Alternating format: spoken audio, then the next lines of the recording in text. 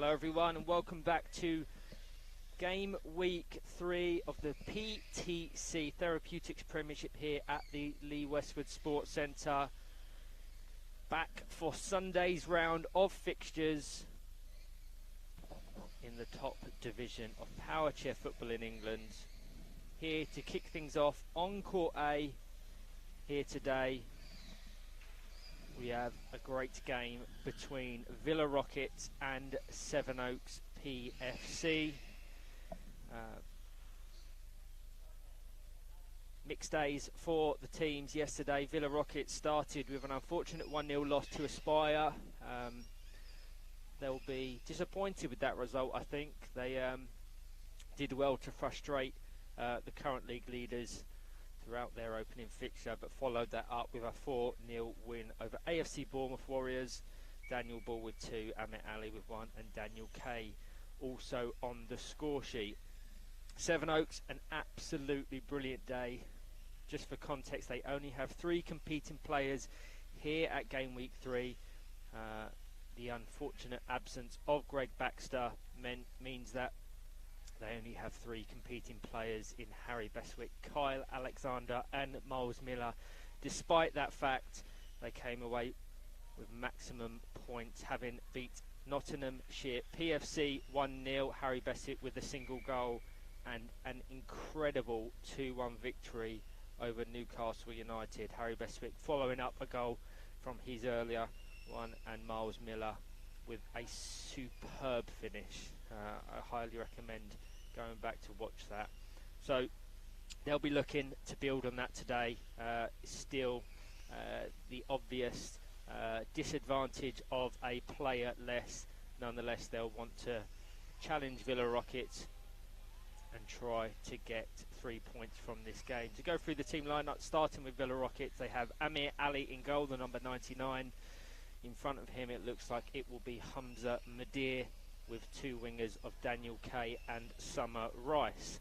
And for Sevenoaks, as mentioned just a few minutes ago, Kyle Alexander adorning the bright pink goalkeeper jersey, with 2 players supporting in Miles Miller and Harry Beswick.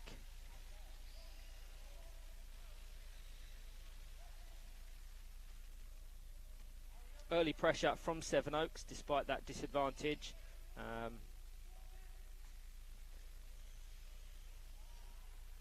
Following their 6 points from yesterday's game, Sevenoaks currently sit 4th in the table. From their 11 games, they have 22 points. A fantastic season they're having, certainly when compared to that of last season. Villa Rockets always a solid side. They've played 11, they've won 4, drawn 3, lost 4, so a very effective team, hard to break down. So a different type of challenge for the Kent-based side in this opening fixture today. But Harry Beswick fires it down to Miles Miller, who just tries to guide it behind Amir Ali and Hamza Madir at that left-hand post. Unfortunately, just rolls straight out of play via the chair of Villa Rockets' chair. So Miles Miller will take the resulting corner. As I said, early pressure from Sevenoaks. Positive signs, and I'm sure coaches Adam McAvoy and Ian Hayward will be happy with how they've started the game. Sevenoaks follow this fixture with a clash against West Bromwich Albion, so they'll want to get maximum points, hopefully from this fixture, which would see them take 9 points from a possible 9 ahead of that clash. Summer Rice fires it all the way down to Daniel Kay on the left-hand wing, but cleared and intercepted well by Harry Beswick. They're playing a very fluid system. Each of the 3 Sevenoaks players playing crucial roles, both in attacking phases of play and defensive.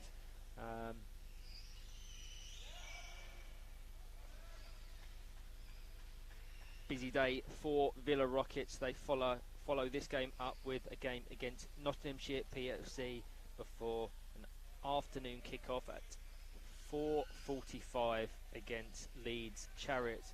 Unfortunate, therefore, Miles Miller not to quite get his connection, but the right idea nonetheless. Daniel Kay now with the side ball, fires it into the side of Hamza Madir's chair, met by Harry Beswick in the centre of the court. Contact off the ball between Summer Rice and Kyle Alexander, awarded in the favour of the latter.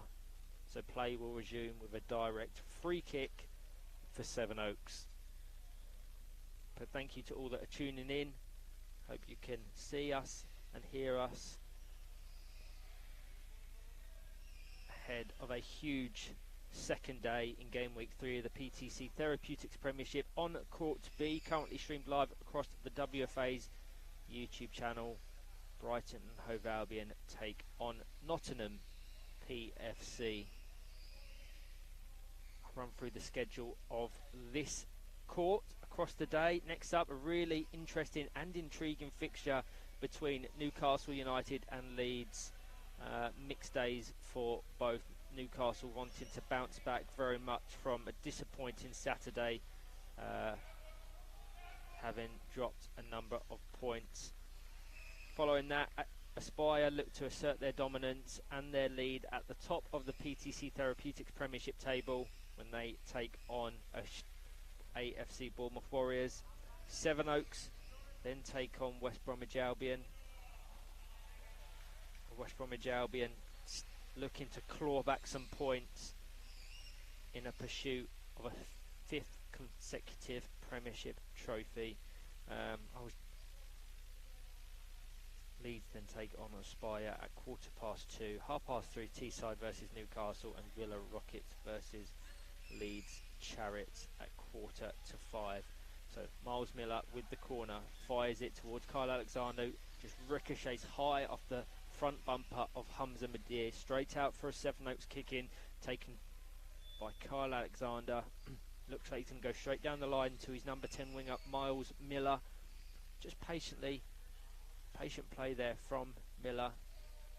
He has the option of Kyle Alexander waiting. They have to be very tactical and sensible about their setups and their passages of plays, having that disadvantage and player deficit. But certainly in the opening 7 or so minutes, they've been extremely brave and proactive, trying to take a lead. Kyle Alexander looking to flick it back to Miles Miller, and an interception off the front of Amir Ali's chair takes it out of play. Kyle Alexander back to Miller. Kyle Alexander's joystick has just fallen off in that passage of play, so they're just going to reattach that.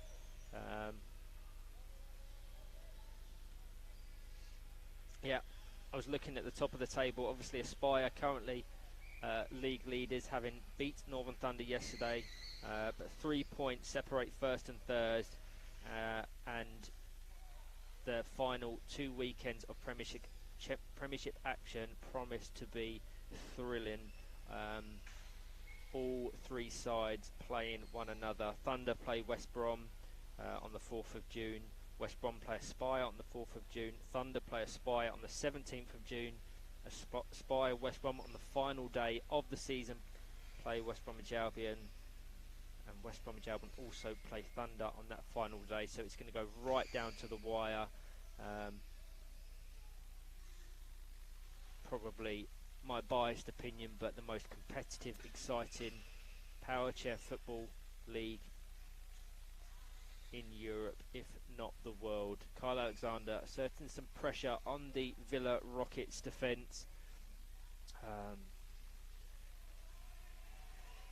He's going to have to find a bit of magic to force the way past Amir Ali, who's so effective in breaking up play and being aggressive, and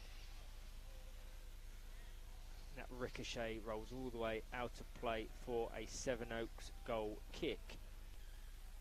9 minutes gone, Villa Rockets 0, Sevenoaks 0.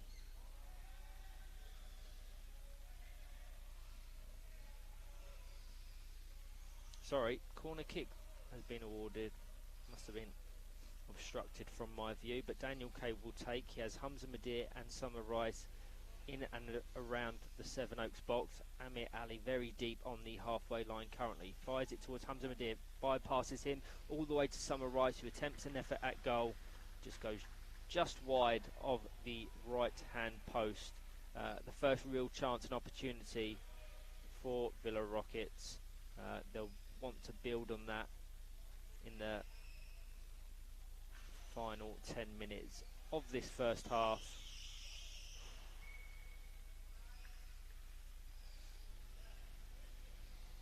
But both Harry Bestwick and Miles Miller hit double figures in the Premiership this season, both on 10 goals. An incredibly impressive feat for both of them, so congratulations for that. They'll no doubt be wanting to build on that across today's fixtures, and ahead of game week 4. I very much hope Greg Baxter is back in attendance and they can really build on what is fast becoming their most successful season in the Premiership division. Kyle Alexander shapes his chair up, goes to Harry Bestwick. That's really nice play from the 3 Sevenoaks players. Harry Bestwick unfortunate not to get the pick off there, but Kyle Alexander follows it up with that eventual pick off. Miles Miller in space on the right hand wing. If Kyle Alexander can pick him out, just trapped between himself and Amir Ali. Contact from Amir Ali allowed by the referee Millie Bean. We have assistant referees of Rob Crawshaw and Pete Taylor. Attacking play from Villa Rockets. I think a contact foul has been awarded to Villa Rockets. So play will resume with a direct free kick be taken by Hamza Madir. Daniel Kay on the left hand wing.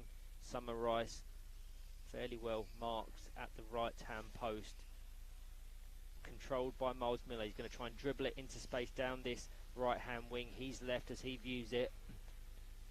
Great play from Miles Miller, who keeps it in play, flicks it off of Hamza Madir's chair. A real trait of Miles Miller's game is his control and aggression, which he demonstrated well there. Yeah, definitely would have given that to Sevenoaks. Kyle Alexander just in front of Hamza Madir as that exchange rolled over the width of the pitch. So a kick in for Sevenoaks will resume play. Kyle Alexander to take. Down to Miles Miller, just controls it, tries to angle his chair in such a manner that it guides towards the ball, goal.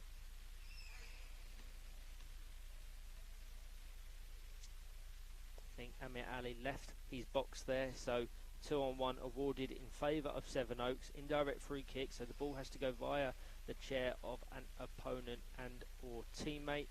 Kyle Alexander readying himself to take. A brilliant opportunity for them to take the lead here. Miles Miller just trying to get a nice angle on his chair, so should Kyle Alexander manage to find him on the goal line, it will just guide and roll over the goal. Looking like he's going to go rotate it straight into Miles Miller's chair. Trapped by Amir Ali. Well, pressure still there from Sevenoaks. Amir Ali now dribbling out. Yes, Summer Rice in support. He's going to dribble all the way down that right hand wing. Just gets the better of Kyle Alexander in that exchange, and he's going to force Harry Bestwick into defensive duties in the Sevenoaks box. Corner kick for Villa Rockets. Good game so far. Very tactical between the two sides. Sevenoaks extremely proactive considering their play. Summer Rice at the back post.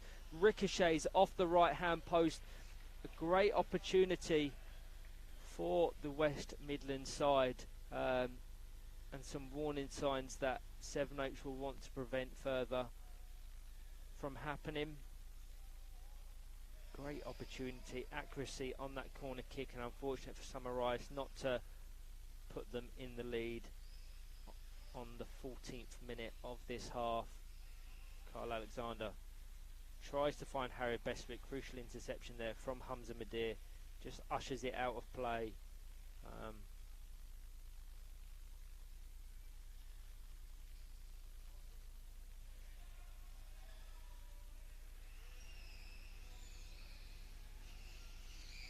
Miller flicks it down to the right, met by Hamza Madir. Kyle Alexander has to be aware of the positioning of Summer Rice. It looked like the whole ball had left the field of play, but it's now been signalled as a Villa Rockets ball.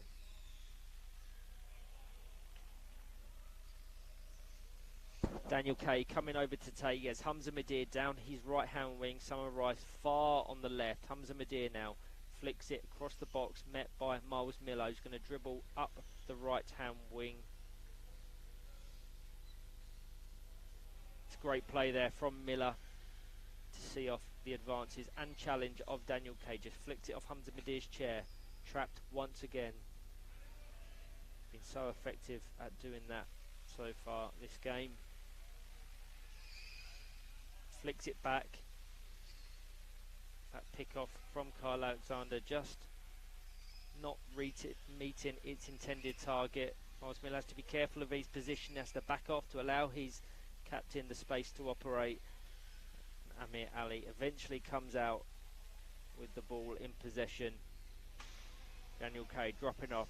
Summer Rice now switching sides. Great support there from Kyle Alexander, one of the most vocal players in this division.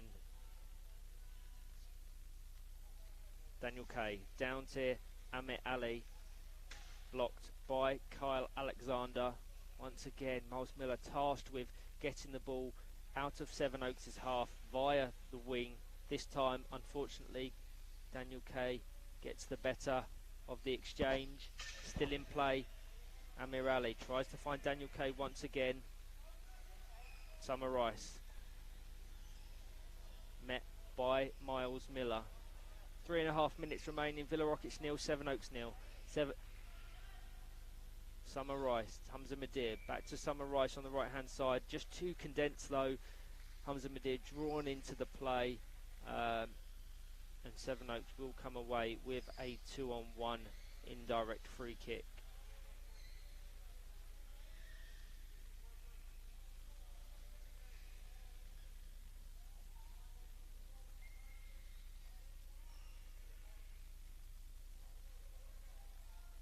Kyle Alexander just taking his time. The only option, that of Miles Miller, in a more advanced position than he is. Daniel Kay wanting this to be taken quickly, so Pete Taylor puts the ball on the line into Hamza Madir, controls it well, met by Kyle Alexander. Summer Rice couldn't quite get the contact or time in to really guide that ball towards the Sevenoaks goal. She has another chance here. Once again, the timing was off, but just before that, referee Millie Bean had blown for a 2-on-1.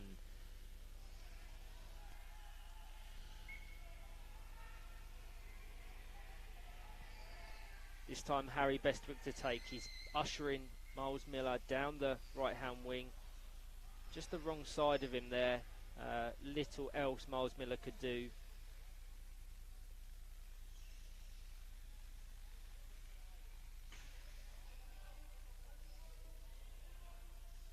Flicked by Daniel Kay. Chance here for Summer Rice. Unfortunately, the accuracy not quite there again, and fires wide of that right hand post. She gets herself into some fantastic positions to receive them passes, and she'll be frustrated that the timing and connection wasn't quite there on that attempt.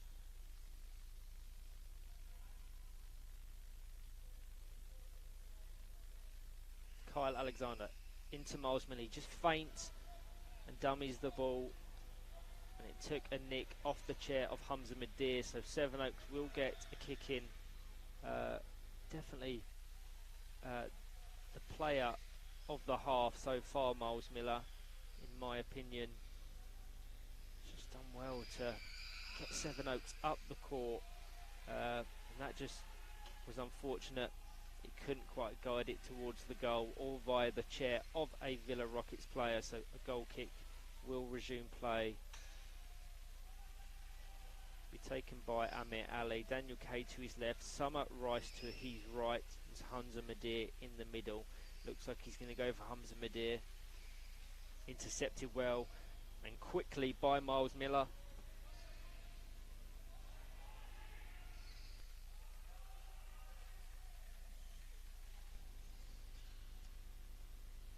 Bestwick, centre of the court.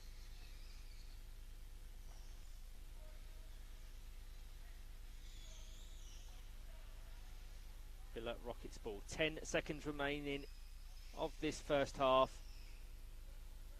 Can Villa Rockets find a way past these three Sevenoaks players? Amir Ali fires it over to Summer Rice, who attempts an effort on goal, blocked by Kyle Alexander. The referee Millie Bean readies her whistle in her mouth to blow for full half time, and does just that. Brilliant first half. Sevenoaks will be the happier of the two, no doubt. But Villa Rockets have options on the bench in Sajan Patel and Daniel Ball should they wish to use them. Villa Rockets 0, Sevenoaks 0. Join me shortly for the second half.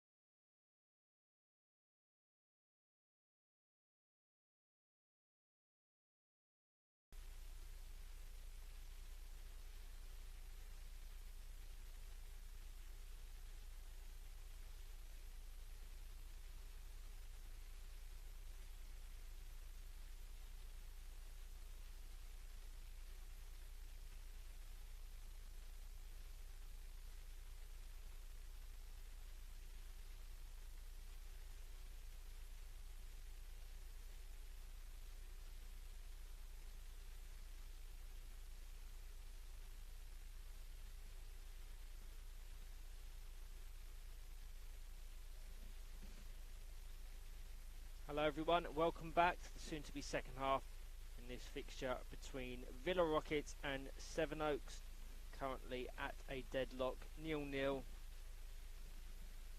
Both will be looking to assert their dominance and authority on this game and come away with the hopeful 3 points. 3 points for Sevenoaks would see them go on to 25.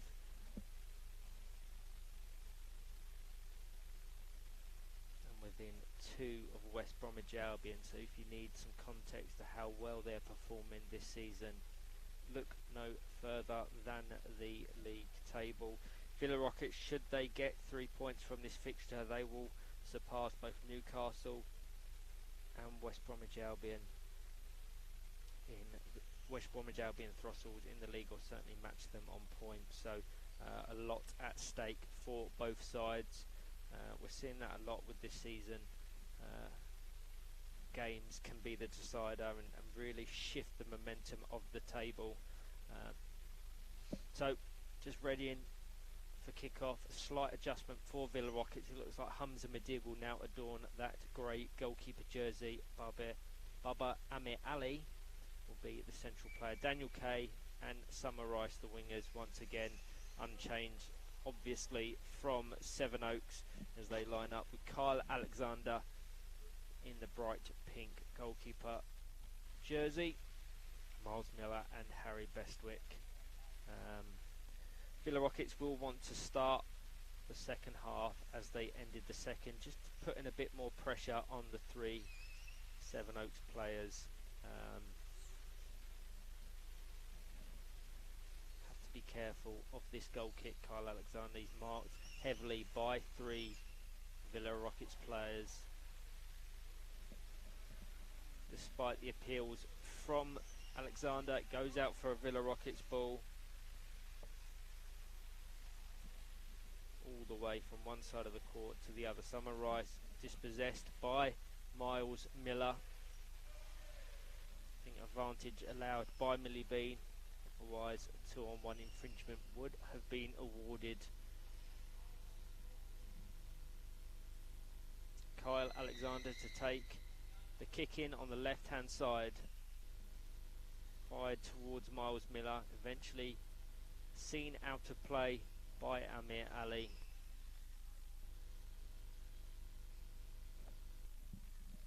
And Miller to take. Harry Bestwick between the chairs of Daniel Kay and Hamza Madir, fired into the side of Amir Ali's chair and allowed to just roll out of play for a consecutive kick in.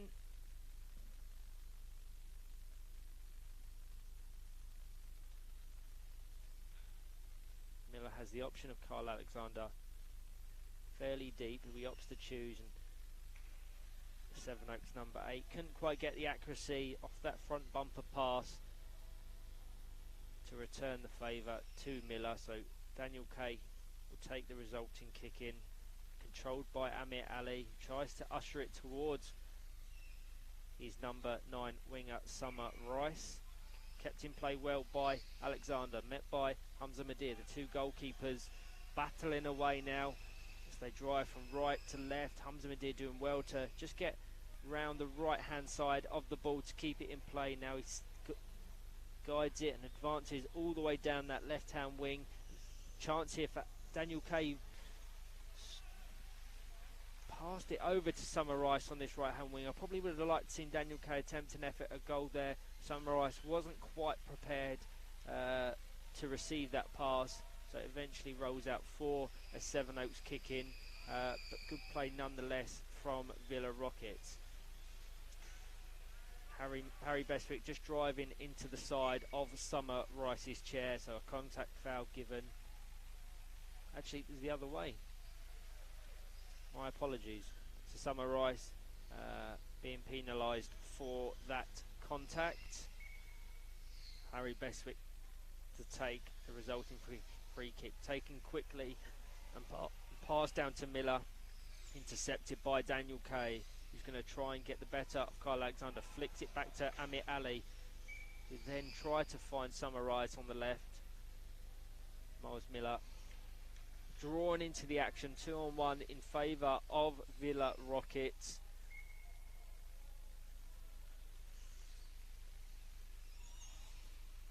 Amit Ali just taking his time, passes it to his left, your right as you're viewing it, down to Daniel Kay.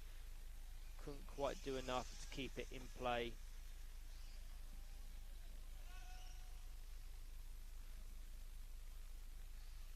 On court B, as mentioned earlier, I think Nottinghamshire currently lead Brighton and Hove Albion by 1-0.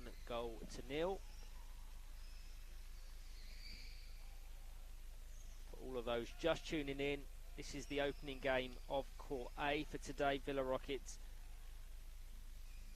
playing Sevenoaks 0-0 as we just tick into 5 minutes of this second half.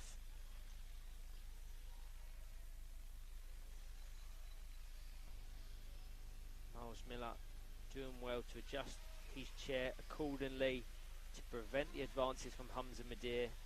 Just wraps his chair round the front of it to prevent him advancing up this wing. Flicked, intercepted by Kyle Alexander. No options in support. No doubt a trait of their 3 players and player deficit. Next up on this court, Newcastle take on Leeds, which is sure to be a great fixture. That's 10:30, 11:45, Aspire versus Bournemouth. 1 o'clock, Sevenoaks take on West Bromwich Albion. 2:15, Leeds take on Aspire. 3:30, Teesside take on Newcastle, and 4:45, Villa take on Leeds. But here in the opening game, Kyle Alexander just readies himself to take a kick in, taken and fired towards the chair and goal of Villa Rockets. Goes out of play for a corner kick. 6 minutes gone in this second half, 14 remaining. Villa Rockets 0, Sevenoaks 0. Miller into Kyle Alexander, attempts an effort at goal, cleared off the line by Hamza Madir. Now Amit Ali going to try and dribble out of the Villa Rockets half, prevented very much so by Kyle Alexander, who's trying to put pressure on the 2 defensive players of Villa Rockets. Can he force a way round the 2 sturdy players? Unable to do so on that occasion. Millie Bean places the ball down for a goal kick.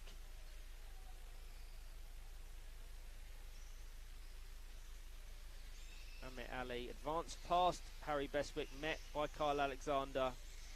Definitely took a touch off the front of Amit Ali's chair. So Sevenoaks will have the kick in. Harry Bestwick has the option of Miles Miller down the line. Ball unfortunately not entering the field of play. So Villa Rockets will come away with an immediate kick in as a result. Daniel Kay to take.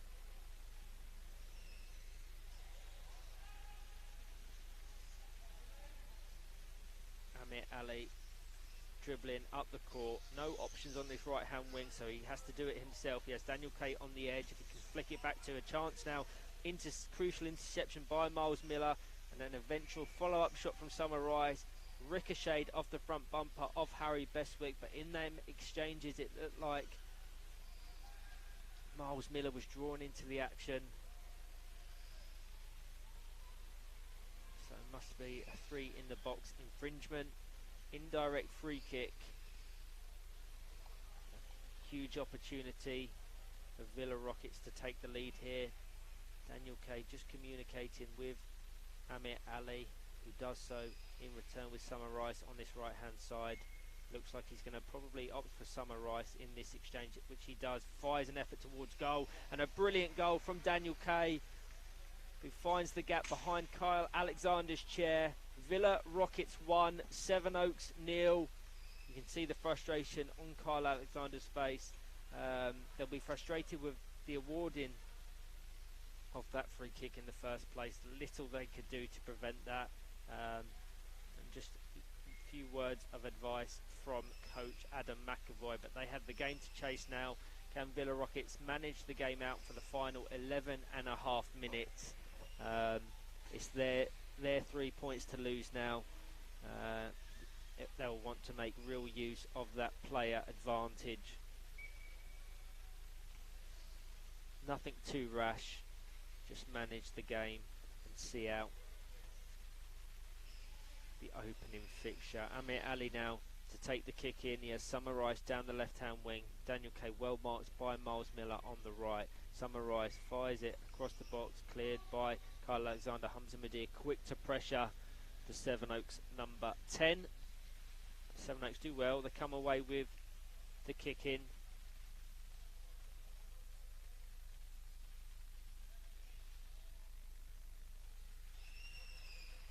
Miller couldn't quite control that ball, dispossessed by Daniel Kay, who does well, brilliantly in fact, to see off Kyle Alexander. Flicks it back to Amir Ali, who adjusts his chair well to keep possession of the ball. And once again, Sevenoaks players just enticed into the action, so 2-on-1 awarded. Not given that necessary 3 metres. Amir Ali now fired over to Summer Rice, lets it run across the face of her chair, rotated spin kick. Eventually dispossessed by Kyle Alexander. He's going to try and force Sevenoaks up the court. 50-50 that one. Both players trapped either side of the ball fairly equally, so a set ball awarded by Millie Bean. Whatever player makes the most effort to keep the ball in play is typically where the way in which them balls are awarded, but in the case of a complete 50-50, that can't be separated by the assistant referee and or central referee. Play will resume with a set ball. Anyway, Summer Rice met by Kyle Alexander. Villa Rockets doing brilliantly to really pen Sevenoaks in now, really restrict the options of their 3 players. Just under 9 minutes remaining.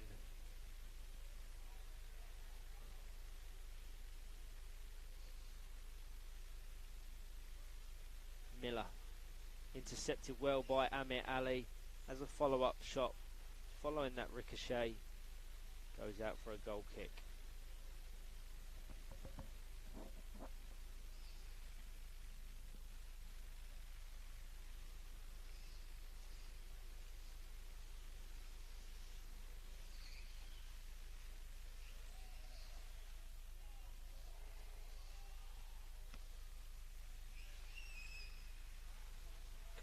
Well by Miles Miller in the initial instance, but too much pace sees the ball go out of play.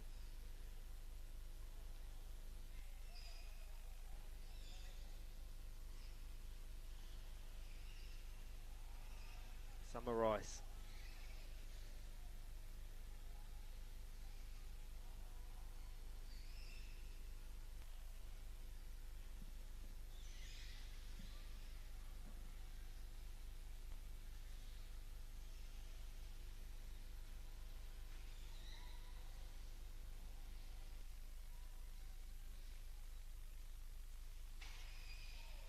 Pace of the game's definitely slowed down, certainly from the first half and the first 10 minutes or so of this second.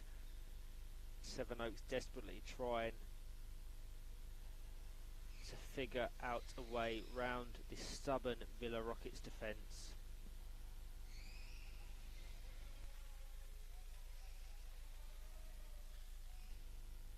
Villa Rockets yet to use either of their 2 substitutes. Chance here, Kyle Alexander fires it diagonally across the face of goal, across the box. No Sevenoaks players there, but fortunately for them, it takes a nick off the front of Daniel Kay's chair, so a corner has been awarded. An opportunity perhaps for them to carve out a way to break Villa Rockets down and force away past Amir Ali and Hamza Madir, who's been fairly untested in this second. Kyle Alexander with an attempt. couldn't get the timing and or connection to force an effort at goal. Goes wide of the right hand post. Goal kick will resume play.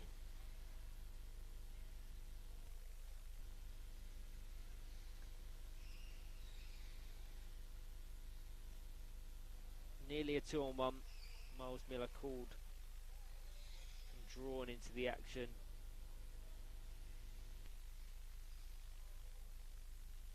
But Villa Rockets come away with the kick in.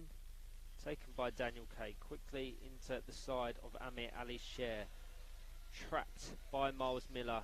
Amir Ali does brilliantly to just control that ball and advance down this right hand wing.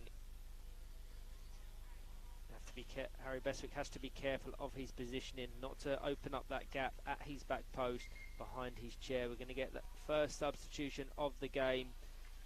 Looks like Daniel Ball, the Villa Rockets number 17, will be coming on, and in his coming off will be number 9, Summer Rice. So Daniel Kay coming over to take the corner kick. Amir Ali, the most obvious option in support. Daniel Ball, the recent substitute at the back post. Attempt at goal blocked on the line by Kyle Alexander. Very calmly. Just trying to bully his way round Alexander. Aggression, a fantastic trait in Amir Ali's arsenal. Harry Beswick rather fortunate there. He went for the pick off and the ball got trapped behind him, and Daniel Ball wasn't able to capitalise, but the gap was there for Villa Rockets to score. Daniel Kay taken quickly, fired into the back left hand side of Kyle Alexander's chair.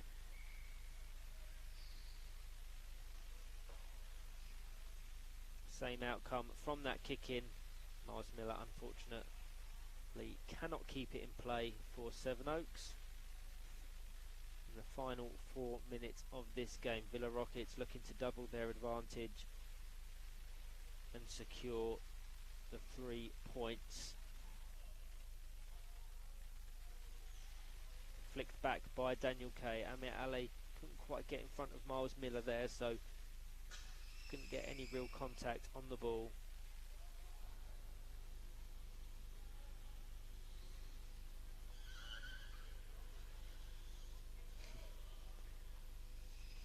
Not sure what that is off the pitch, but Daniel Kay has just been given a yellow card. I'll have to ask what that was awarded for. My focus and concentration was on the battle between Amir Ali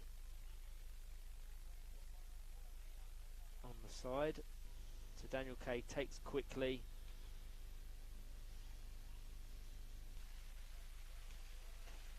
Rolls out straight away for a Sevenoaks goal kick. Fired into Amir Ali's chair, who picked out Daniel Ball on this right hand side.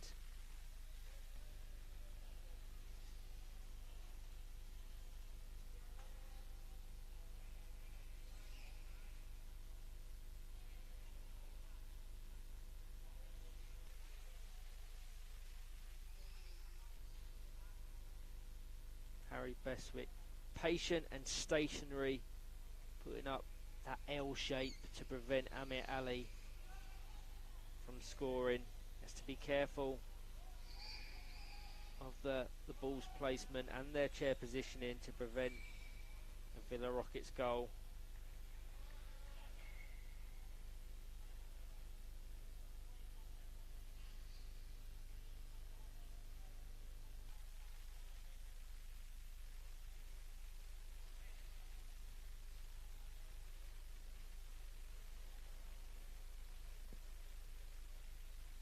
Fantastic opportunity for Villa Rockets here. Indirect free kick, fired to Daniel Ball at the back post, cleared and blocked well by Harry Beswick. Final minute and a half. Can Sevenoaks find an equaliser, or will Villa Rockets see out this game? They're the ones most proactive in an attacking sense, looking for their second.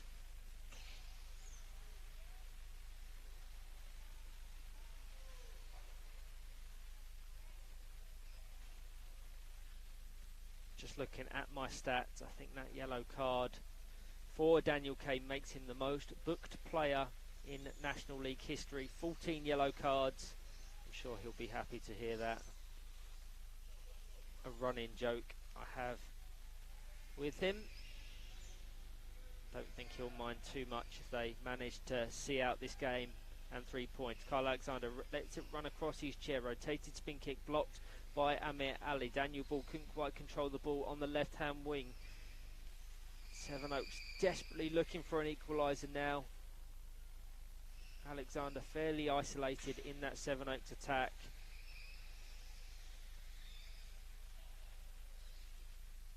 Great game management from Amir Ali. Just trying to run that clock down, trapping the ball between himself and Alexander.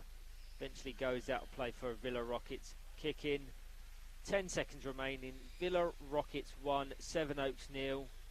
Barring some late magic, it looks like the points will be going with Villa.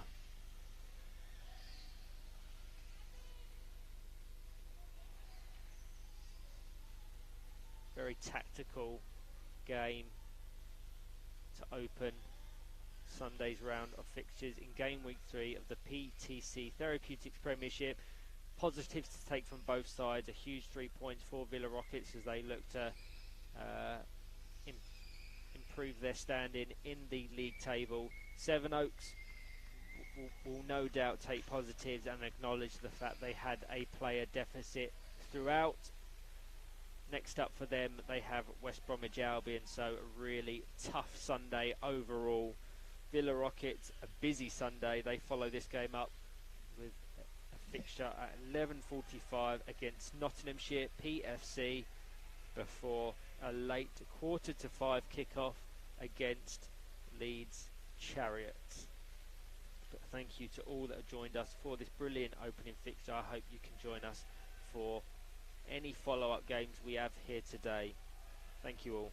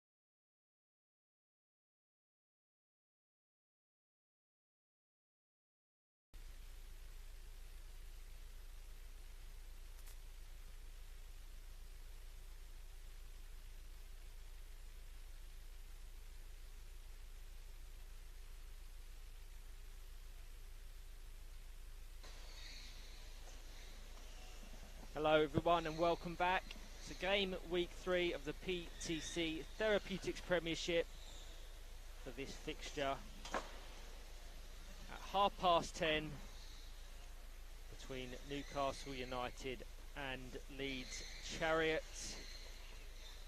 Delighted to be joined on commentary for the first time by Brighton and Hove Albion's James Mason. How are you? I'm good, thanks. Thank you for joining me. Yeah, morning people. So I've just been bulleted by an Ethan Fisher ball. You just come off an unfortunate 1-0 loss against Nottingham. How did you find that? Very tough. We tried our best, but it wasn't meant to be. It's always going to be tough when you've got a player deficit. Our whole game plan is basically to tackle, and Sam is brilliant at tackling, so it's kind of hard. Of course, of course. But for this second fixture on Court A today, a brilliant game between Newcastle United and Leeds Chariots. Newcastle had a tough Saturday. They first lost 2-1 to Northern Thunder, and that was followed up by a really frustrating 2-1 loss to 3-player Sevenoaks. So they'll be looking to bounce back here against Leeds today. Leeds, a mixed day. They beat yourselves 2-1 in their first fixture before putting up a resolute performance against West Bromwich Albion, eventually losing that 1-2-0. Yeah, I'm looking forward to this because Newcastle play very fast, and that could play straight into the hands of Dan 180s. So the power we could see could be nuts. Completely. Likewise with Ethan, he has so much power. But they're already looking like they're setting up different to that of their game yesterday. In goal for Newcastle, they have Aaron Guthrie. In the centre, Ollie Crawshaw with wingers of Sam Smith and Ethan Fisher. For Leeds Chariots, they have Jack Britton in goal, Dan Rigby just in front, wingers of Harrison Taylor and Seb Copeland.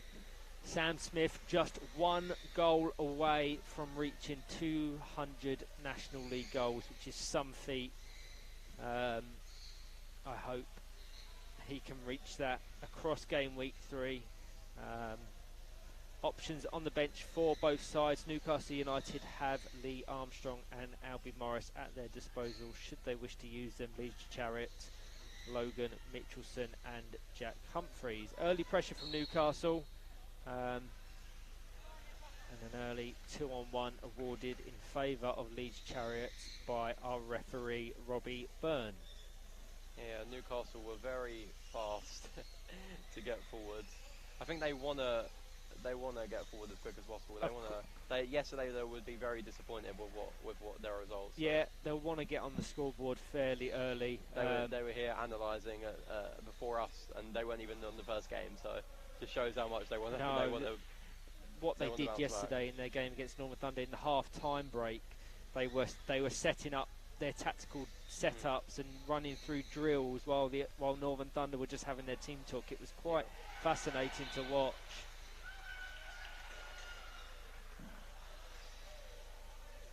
Harrison Taylor fires a diagonal ball over towards Seb Copeland, cleared by Aaron Guthrie well. On Court B, streamed live across the WFA's YouTube channel. I think West Bromwich Albion Throttles have just gone 1-0 up against Northern Thunder, so all wanting to tune into that game, that can be found there. We've got a just intriguing fixture between Newcastle United and Leeds Chariots, fighting at different ends of the table. Dan versus Ollie. Someone needs to get behind them. There's no one there. Dan's on his own.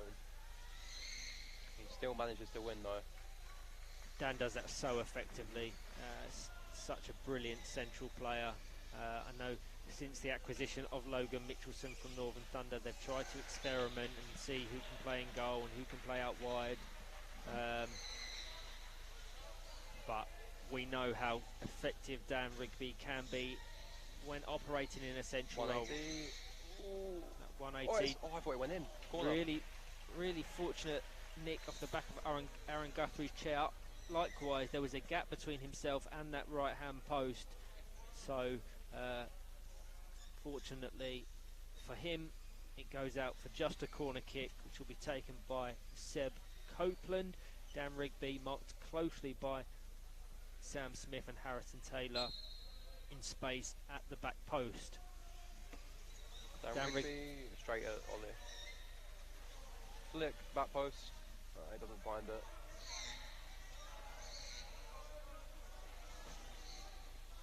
It's a heavy contact between them. As I think it's a foul to Newcastle, yeah. Yeah, we saw this in a game yesterday. Our Irish official, Robbie Byrne, very quick to assert his authority as the central referee. Doesn't tolerate much contact, fairly strict with the 2-on-1, so both Newcastle and Leeds will have to be aware of that in this game. Dan and Ethan, which is going to be the battle of the game on the ball, brilliantly kept in by Dan Rigby, eventually dispossessed by Ollie Crawshaw. Ollie gets round Seb. He needs to take it up the pitch and drive, and they have a really good chance of. Can he find the flip back to Ethan? He's well marked by Seb Copeland. Seb does well, actually. Just has to break that play up, try and restrict the passing link between Ollie Crawshaw and Ethan Fisher, because that will be will prove the most successful if they manage to pull that off. Crawshaw, as I mentioned earlier, the 2-on-1s very strict. That one awarded in favour of Leeds Chariots.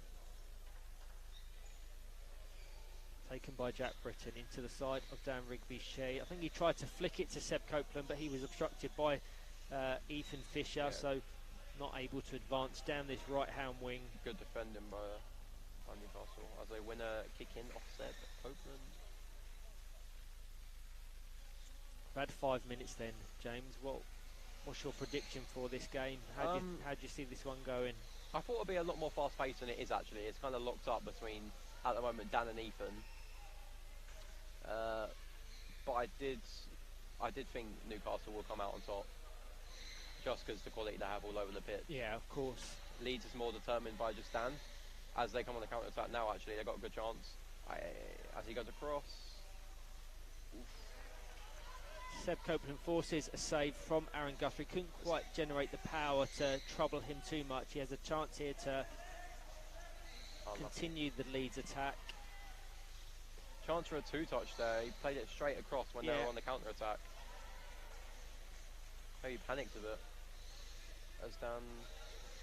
It's fortunate not to be a 2-on-1 in Newcastle United's favour there. Seb Copeland once again called in, drawn into the action, and Dan Rigby's space allowed on that in that instance by Robbie Byrne, but not on that one. Is there another 2-on-1 against Newcastle? Yeah, I assume it was Ollie Crawshaw on the left and Ethan Fisher just driving a bit more central, but it was certainly around the 3 metres. I'll never be. That was a clear-cut one. I'll never be able to comment from the perspective of a match official because I'm not one. And I wouldn't want to be one either. I really do. Especially if you're reffing me, the abuse I would give. You received any cards this season? I've got 2 actually. One more and I get a ban. Yeah. Oh wow! I almost got one last game, but Jeff was very lenient. He gave me 2 final warnings. What have your yellow cards been for? One was going off the pitch and avoiding a 2-on-1, which was completely accidental, but it's a yellow card. And then the other one was just me bashing into someone. Oh, fair enough.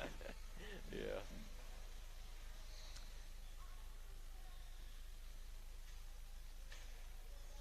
Leeds have done a very good job of slowing Newcastle down. That's what they have to do. I was just going to say the same. They have to try and fragment the momentum of Newcastle United.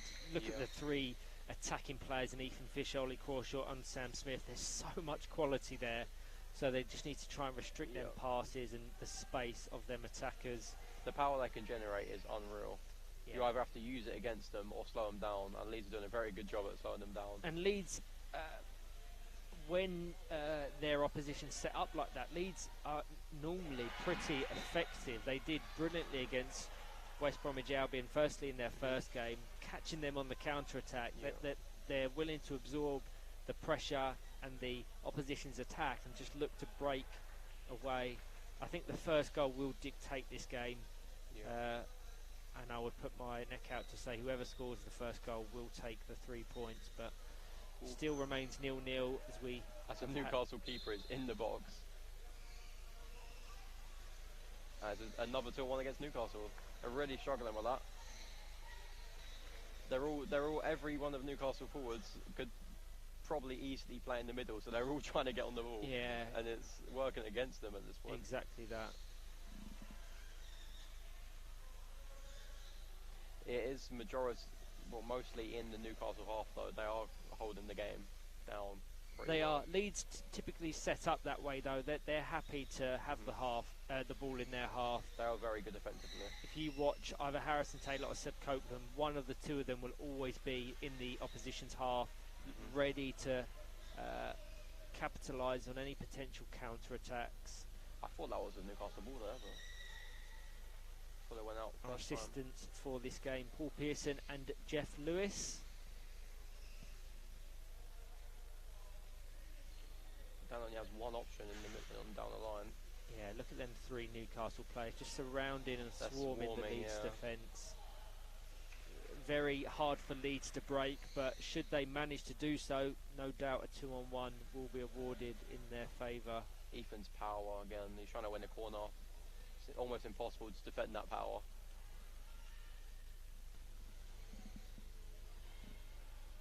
Ethan Fisher to take. Across, shoot. He's going back to Ethan, but he can't finish. Blocked by Jack Britton. Well, Newcastle really putting on the pressure now. Yep. 10 minutes gone. Newcastle United 0, Leeds Chariots 0. As Leeds do get a break. Too much pace for Seb Copeland to control.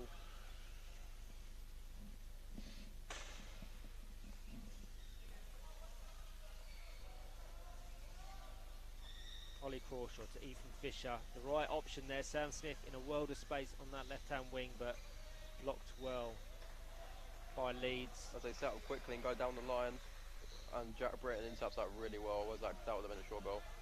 There's nice chair positioning from Harrison Taylor there to kind of cut off the advances of Ollie Crawshaw and maintain possession for Leeds Chariots. They come away with the kick in.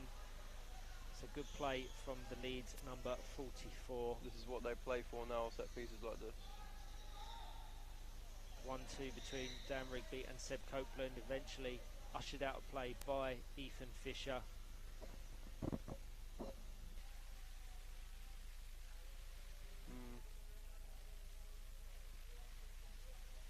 Dan Rigby down to Seb Copeland, just tries to guide it between the chairs of Ollie Crawshaw and Aaron Guthrie.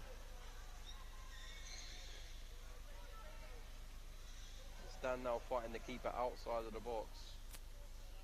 Yeah, That's Ollie weird. Crawshaw occupying the most defensive duty. Just switch over. If Leeds could get a block on the edge of the box, they could go across, but they keep going down the line. Despite the 0-0 scoreline, Newcastle look at far more organised than they did yesterday. Definitely, as they break now in the box. Can Sam Smith find and score his 200th National League goal? No doubt in the back of his mind. As Ollie intercepts that 180. Where Leeds need to be careful. He's 180ing straight into Crawshaw. With a bit of luck, that can go straight in your own net. Harrison Taylor does really well. Yeah. To keep the ball. And that's a 2-on-1. Yeah, Ollie Crawshaw and Ethan Fisher. Bit of a lack of communication. Yeah, they're discussing it between the two of them. There's some frustration setting in. As you rightfully said, just a communication issue there. They're going to want to address that. As been shown, the referee does not tolerate them 2-on-1 infringements. Dan's going to 180 him. No, he's not. He's going to go back. Seb Copeland tries to fire it into the box of Newcastle United, cleared by Ollie Crawshaw. And a chance for Newcastle United to break if Ollie Crawshaw can get the better of the lead. Number 21, Dan Rigby. Does well, Ollie. Yeah, 2 representatives of the England development squad, Ollie Crawshaw and Dan Rigby, both successful in securing the Home Nations Development Tournament last weekend in Scotland.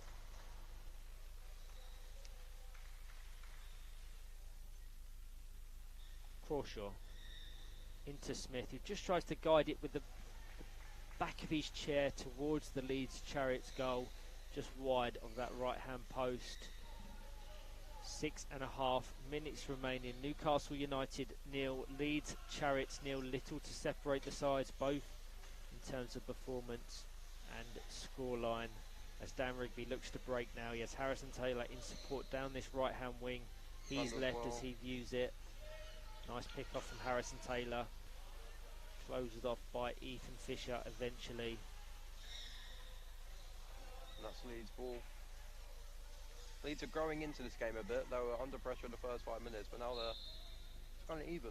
Yeah. That's very readable for Ethan. Yeah. Dan fakes him though.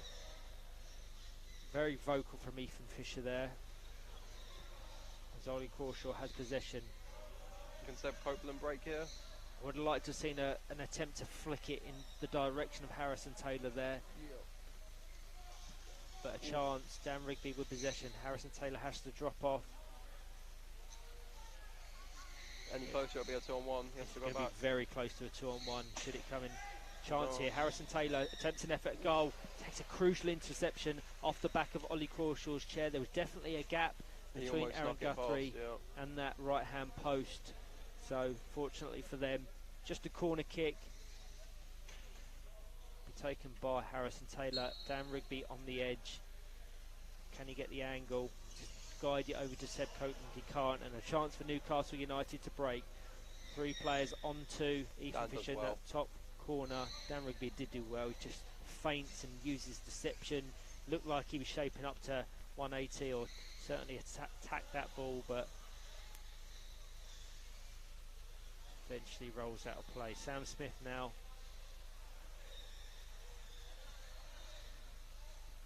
And here's where Newcastle are dangerous, but they are capable of stringing them passes together, but they can't seem to do it yet. No, it was a nice pass from Ollie Crawshaw there. Certainly the right idea. Even I thought he was looking to pass to Sam Smith on the left, but just the use of his chair to then pass to the right, a really fantastic skill, but in that occasion Ethan Fisher wasn't able to receive it. As Ethan, that was, I thought he was going to 180 that. To Sam, back to Ethan, 360. Oh, that's a good ball. Ollie can't get it. Again, frustration once again. Ethan Fisher wanting Ollie Crawshaw high on that left-hand wing, but he was just a bit too deep to receive that fantastic rotated spin kick. I mean, Ollie's never getting that ball. Maybe Ethan needs to. He has insane power, but maybe control it a bit there. Certainly with how far and deep they were into the Leeds half. If they was a bit deeper, a missed kick from Ollie Crawshaw. Chance for Harrison Taylor to force an effort and a save from Aaron Guthrie. That was a mistake from Ollie Crawshaw, which allowed Leeds to capitalise, and now they've got 3 players attacking Newcastle's 2. Can Dan Rigby flick it over to Seb Copeland? He certainly tries to. Pick off from Seb Copeland down to Dan Rigby on the centre of the court. Over to Seb Copeland, rotated spin kick into the side of Ollie Crawshaw's chair. That's what we're talking about. One mistake and Leeds are ready to pounce. And all the while it remains 0-0. They're dangerous and they'll be in this game. These are very hard to break down, but very good in the counter-attack. Just give them one chance. That's a 2-1. I think that's the first 2-1 against Leeds. Dan Rigby and Seb Copeland in that instance.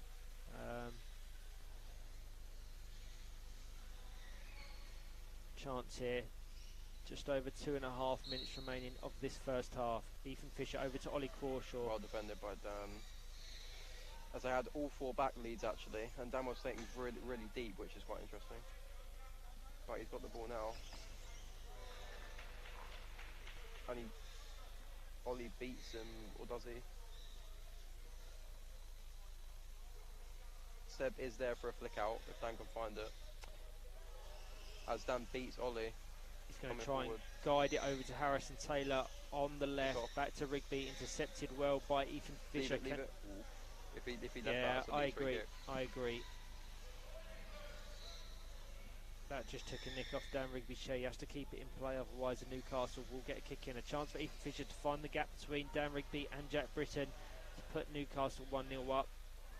Still applying that pressure in the final few minutes.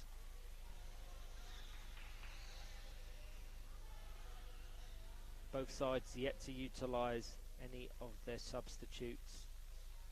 Dan remaining solid though, he's not letting Ethan push him past. No, and that's the thing, Dan is so effective in the centre. I think they've tried to experiment and put him out wide and even in goal. But he does such an effective job. He's managed to find Seb Copeland now, flicks it across the box. Harrison Taylor back to Seb Copeland and just wide of the right hand post. A really well worked opportunity. Dan Rigby initially finding Seb Copeland on this right hand wing with a fantastic pass. He guided it over to Harrison Taylor and a short snappy 1-2 saw Seb Copeland go just wide of the right hand post. But the danger signs and the warning signs are there for Newcastle. Leeds growing into this game. Steve has a 2-touch and 180s. Ollie goes, he could have gone across to Sam there. It's completely open.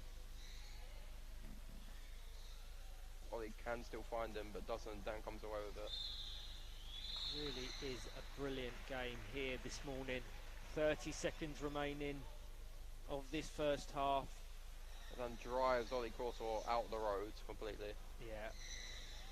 He's so good at dribbling. He wins the ball. Yeah, just took a nick off the front of Ollie Crawshaw's chair. Dan Rigby will take as Harrison Taylor on the left-hand wing. Seb Copeland in a more central row, who he opts to choose. Back to Dan Rigby. Not quite got the accuracy on that return pass. That goes straight out for a Newcastle United kick in. We've had the regulation 20, so now into additional time, and that ball is going to roll all the way out of play and that is half for a goal kick, but not before Robbie Byrne calls for half time. Leeds will be happy with that though. They will be. They're growing into the game. They've probably had the better chances. So it'll be interesting to see if either side switches up in the half-time break. Newcastle United 0, Leeds Chariots 0. Join myself and Jimmy Mason for the second half shortly.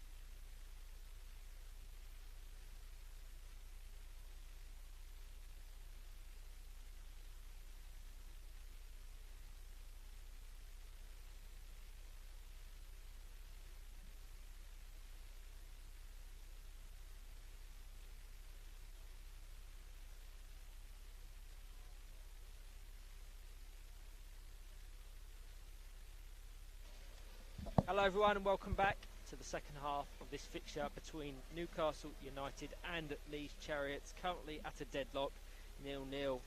Once again joined on commentary by Jimmy Mason. Yeah, I'm hoping to see a goal.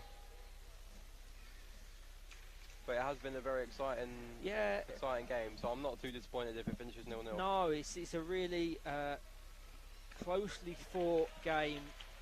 No doubt will be separated by, if it's to be separated, it will be a moment of magic from one of the four competing players for each respective side. Looks like the teams are unchanged from that finished the first half. Unfortunately, Seb Copeland couldn't quite control it. So for Newcastle United, they have Aaron Guthrie in goal. In front of him, Ollie Crawshaw with two wingers of Ethan Fisher and Sam Smith. You can see they're rotating, so I'm not sure which of Ollie Crawshaw or Ethan Fisher is predominantly playing that central role. And for Leeds Chariots, they have Jack Britton in goal, Dan Rigby just in front, Harrison Taylor and Seb Copeland. Ethan Fisher booms one across the pitch to no one, but, you know, rate the effort. Yeah. As it's a set ball. Yeah, it must have been a height on the ball. But I would put Ethan on the set balls, but Ollie's going to take it. As he does beat Dan, actually. I'll take that back. Yeah, Ollie is effective at that. And Dan beats him. Yeah, can he guide it down to Harrison Taylor on the left? As Harrison beats Sam. He needs to get back to the wing though, maybe get a flick out, turn his chair, adjust it a bit.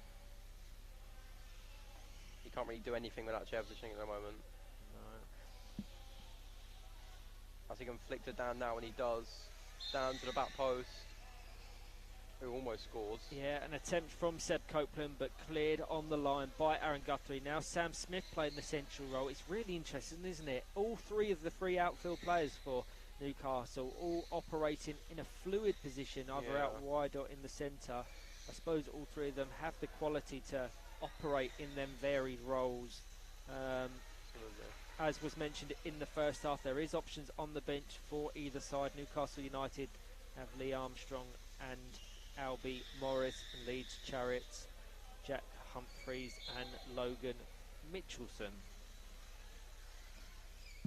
Dan wins a kick in and goes straight for a corner and doesn't win it. Fires it towards the left-hand post, cleared by Ollie Crawshaw.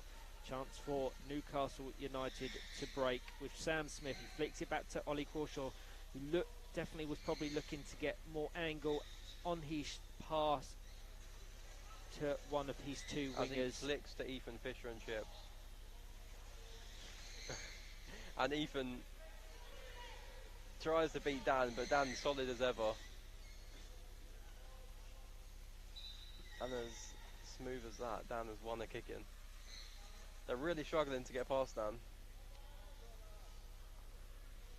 That they are. Down to Seb Copeland, back to Dan Rigby, pressured quickly by Ethan Fisher. Yeah, that was off, I agree. So Newcastle have got a kick in a dangerous position. They get an effective block here instead of just lining it straight into Dan's path. They could get Sam his 200th National League goal. But they do line it back to Ethan, and it's just straight to Leeds. Sam Smith with possession on the left-hand wing. Keep it out of the box, so Rigby has to take a step back. Yeah, has to be very careful. Right Amount on of the 2-on-1s edge. I gave away by doing that this weekend. Good.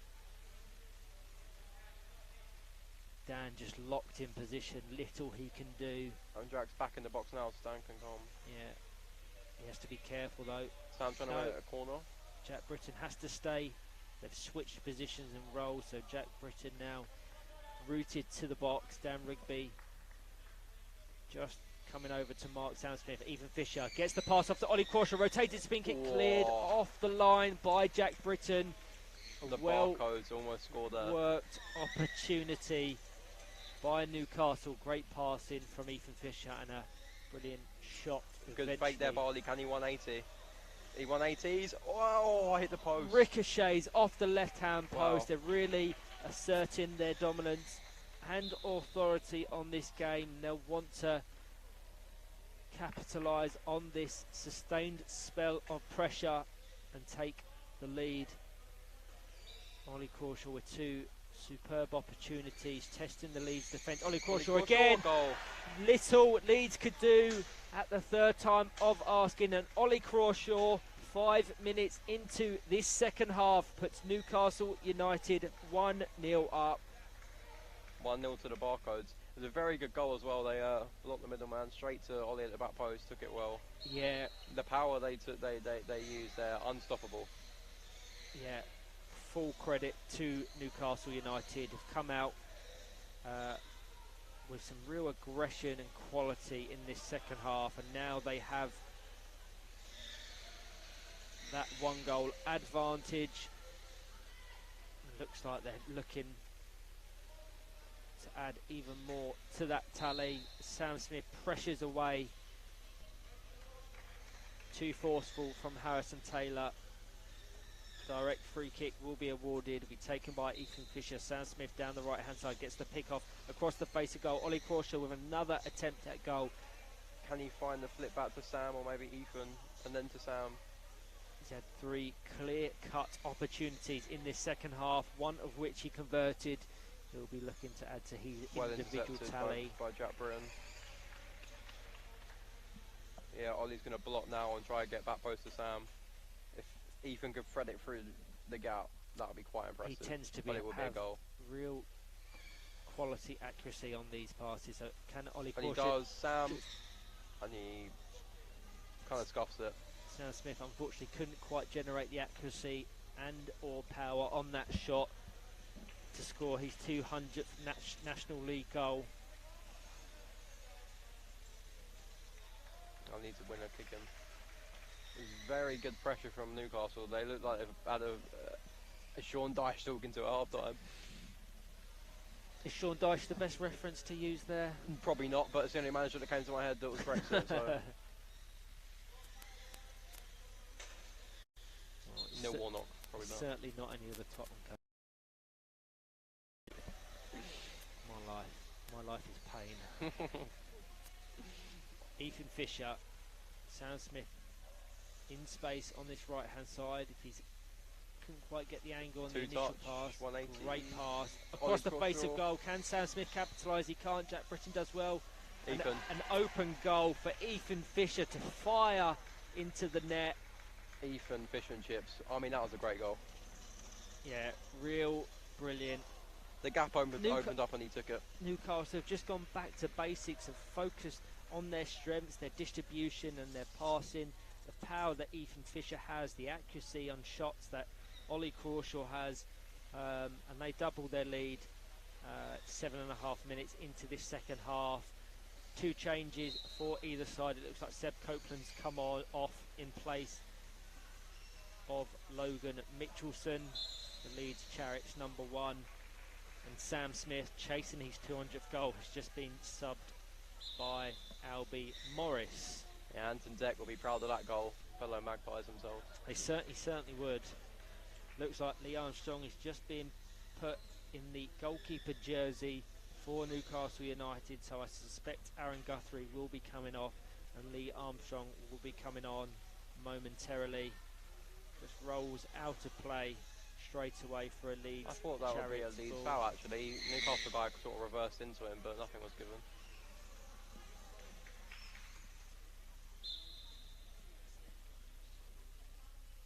Leeds searching for a way back, but they're struggling to get out their own half. Yeah, they were superb in the first half, Leeds Chariots, but just haven't been able to deal with that relentless pressure in this second. And I have no doubt that coach Jamie Harrison will be much happier with this performance, certainly when compared to theirs yesterday. As Ethan Fisher ushering Albie Morris away, he's trapped in that top left-hand corner. And Ethan, that was brilliant. He sent Dan Rigby, then won a throw-in off him.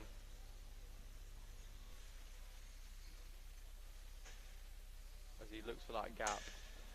Finds it. Albie Morris at the back post, cleared off the line by Dan Rigby. Follow-up shot, trapped between the chairs of Jack Britton and Dan Rigby. I think Ollie Crawshaw was drawn in to that loose ball too close to Albie Morris. And keep two people in the box did well there, not to own goals. Kind of when the ball's bouncing around like that. You've got to stay calm it's and hard, patient yeah. where at all possible. And that's another Newcastle throw. Yeah, Jack Brisson just reversing to guide that ball out of play. We're going to get that substitution, as I suspected. Aaron Guthrie coming off. It's like they gain confidence. Yeah, Lee Armstrong coming on. They're playing with no fear now, like we saw last weekend, and they're absolutely battering Leeds. Battering like Ethan Fisher's fish and chips about to take the throw in. I need to stop, man.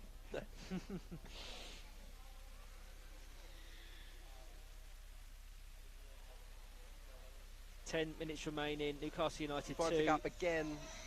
Every time, and that time little Dan Rigby and Jack Britton could do. Dan Rigby should have, I think he was up slightly unaware to Jack Britton's chair placement, so stopped his motion in reverse, and Albie Morris did brilliantly well to find the gap. Newcastle United 3, Leeds Chariots 0.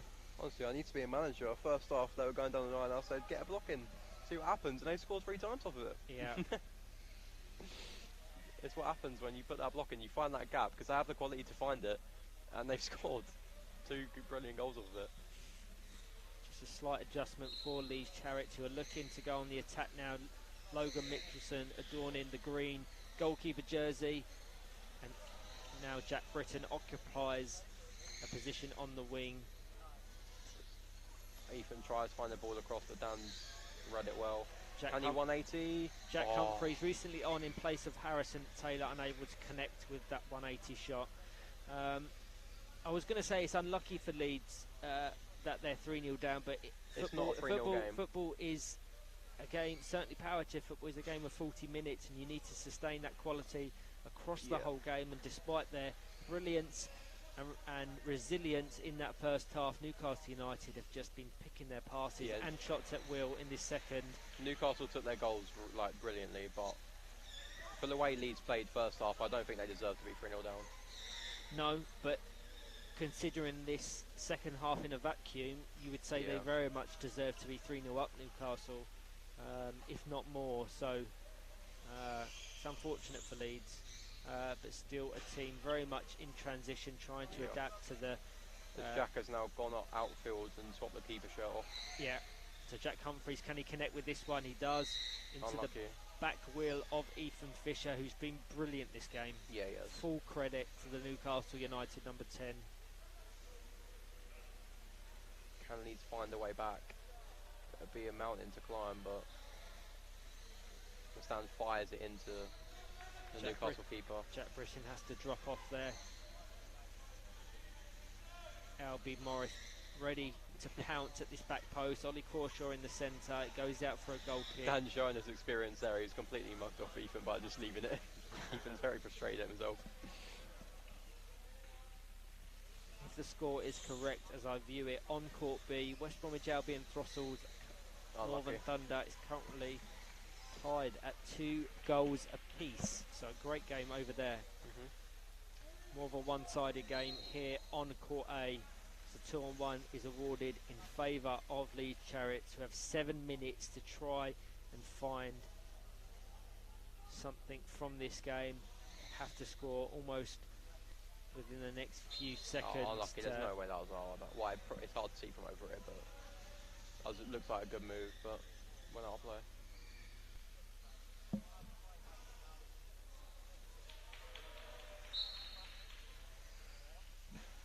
Another 2-1. That was that's very harsh. As I said, Robbie Byrne is very strict with the 3-metre rule. They've definitely got more strict with 2-on-1s from this last season to this season. In the Championship, we were playing with Matty Francis. We spaced so close to each other. And the first weekend, we sort of found out with like 9 2-on-1s. Flicked back by Albie Morris. That's another one. Be yellow card soon. Again, I don't. They're very harsh, but if they're 2-on-1s, they've got to be close to a card. I don't know how many 2-on-1s you have to give away, but yeah, interesting. Just go straight out of play. It's Straight unlucky. out play from Logan Mitchelson for Newcastle United. They're trying to take risks. Dan not taking those. It's always going to be harder. Few options currently present to Ethan Fisher. He's going to have to go to Ollie Crawshaw in the centre. Tries to flick it down to Albie Morris, who has a chance to score. Newcastle United's fourth. He's second of the game. The passing has just been brilliant. They've had that cutting edge and that accuracy throughout this second half, and fully deserved their 4-0 lead. They certainly look like they're back to their regular selves, certainly the way they were performing in game week 2, and surely are taking 3 points from this fixture as Jack Britton forces a save there, from Lee Armstrong, flicks it back to Dan Rigby on the edge. Have to be alert. Jack Humphreys has to be careful of his placement to Dan Rigby. It's 4-0 to the Barcodes now. Yeah, great finish from Albie Morris, who's been clinical. It was a completely open net. The passing they did just left the Leeds defenders in no man's land. There's a long passage of play before that opens up that space. It's not by luck, it's by drawing the defenders out of their regular positions and finding the space in behind them. That's what passing does. Referee just having a word with Ethan Fish and Jack Humphreys, whether that's contact off the ball. Play allowed to resume with a Leeds Chariots kick in. Down to Jack Britton, I suspect. Back to Dan. Don't think he quite got the accuracy on that pass. And Leeds invite the pressure back on again with Ollie. He's caught in two minds there, Jack Britton, whether to use the side or the front of his chair, and as you said, allowed Ollie Crawshaw to come in straight away and pressure. Newcastle love giving fouls away. Oh, I was unlucky. Yeah, it was unlucky. The ref was going to pull it back. He had the whistles to his mouth, but he let it play on. And Newcastle have the ball back.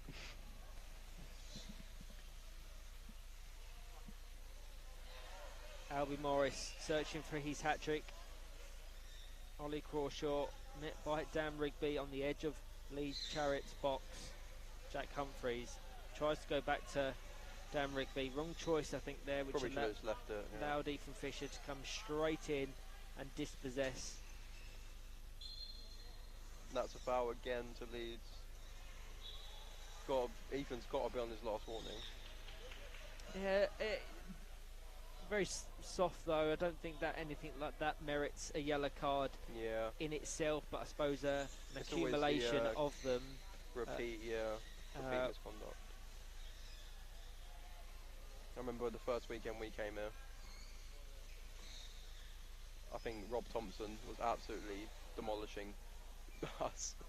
And the ref came over to us at the end of the game and went, "Oh, sorry, I completely lost control of that. I should have put about 3 of their players." So, yeah, cheers, thanks. Nice knowing that after the game. 2 minutes remaining. Leeds Chariots with a corner kick. Newcastle United 4, Leeds Chariots 0. Goals from Ollie Crawshaw, Ethan Fisher, and 2 from Albie Morris. The difference between the two sides are still in play as Ollie Crawshaw dribbles down this right-hand wing. Just guides it towards Logan Mitchelson in the Leeds Chariots goal. Here's Sam Smith to my left, telling Ollie to take his time, just manage the game now, nothing too rash. Dan could just drive that off his bumper. This is good game management from Ollie Crawshaw. It is, Not necessarily doing anything too much to attack or pressure the Leeds defence, but just trapping it in this Leeds half, deep in this Leeds half, and should have probably left it there to go out for a kick in. It was that urgency and as he sends Ethan with a little fake. I don't know if he meant it or not, but it was a brilliant feint and use of deception by Jack Humphreys, but couldn't quite get control of the ball to advance up that left-hand wing. To flick it out to Dan and then go across as he tries, but it's not enough power, and Ethan has the ball back. Controlled by Dan Rigby. Final minute of this game. Looks to be over. Newcastle will be out on the brown now. Who's your player of the match then? Jimbo? Player of the match. Albie Morris scored 2. He's been quite good. I mean, I think everyone would say Ethan Fisher, to be honest with you. Just for his performance in the middle. Ollie's been decent as well. Yeah. I mean, there's so many contenders because they've all been really good. Completely, and it's almost a shame to have to give it to one single player, the whole Newcastle United team. Everyone from Aaron Guthrie played a rolling goal in the first half. I think Ethan and Ollie, because they're the middle players, would get it quite a lot. So if I had to choose, I'll give it to Albie Morris. Sounds good to me. Well done, Albie Morris. 2 goals to add to your tally. Impressive tally, I may add. I'll have to look exactly of your... But certainly having one of your best goal-scoring seasons to date. 5 seconds remaining. Newcastle's gonna see it out now. Yeah. We've had the regulation 20 into additional time. Can Newcastle United assert a little bit more damage? I would have said that was a 2-on-1 to Leeds because they were very close. They were very close. It just gave the foul before that. Logan Mitchelson just getting a ticket off from Robbie Byrne, and this will surely be the last kick or passage of play of this game. Can Albie get his hat-trick? Can Albie get his hat-trick? He'd definitely get player of the match then. He would, yeah, I agree completely. Next up on Court A, we have Aspire versus Bournemouth. Last kick, last phase of play of the game, no question. Ethan fires it to Ollie Caution, fires it back across the box, cleared by Logan Mitchelson, then dribbled out of danger. 2-on-1 in favour of Leeds. See, I don't know how that's a 2-on-1, but the one where they were on the edge, passing it back wasn't, but, you know. Ref knows best. And that's full time. That is full time. Newcastle will be out on the brown ale tonight after that win. They play very well. No, fantastic performance. First half very even between the two sides, but extremely one-sided in the second. 4-0. Ethan Fisher, Ollie Crawshaw, 2 from Albie Morris, and Newcastle United will take confidence into their game against Teesside at 3:30 on Court A. Teesside are very strong as well, a bigger game. Yeah, it will be a very good game. I will try and look to commentate on that one. Leeds, next up for them, have a tough game at 2:15 against Aspire before a 4:45 fixture against Villa. But thank you to all that have joined us. Thank you, Jimbo. First time commentating with me. I hope we can do it again. It was fun, yeah. But join us shortly for Aspire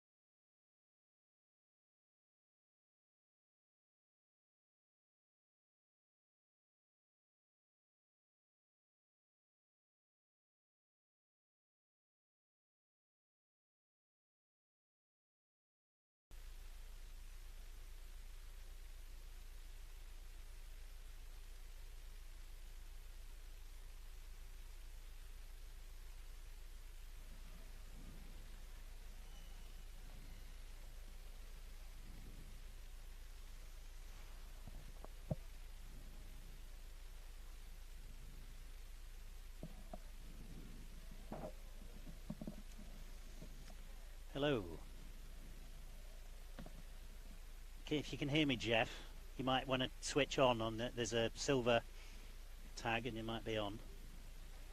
Is that better? That's good, yeah. Got ya.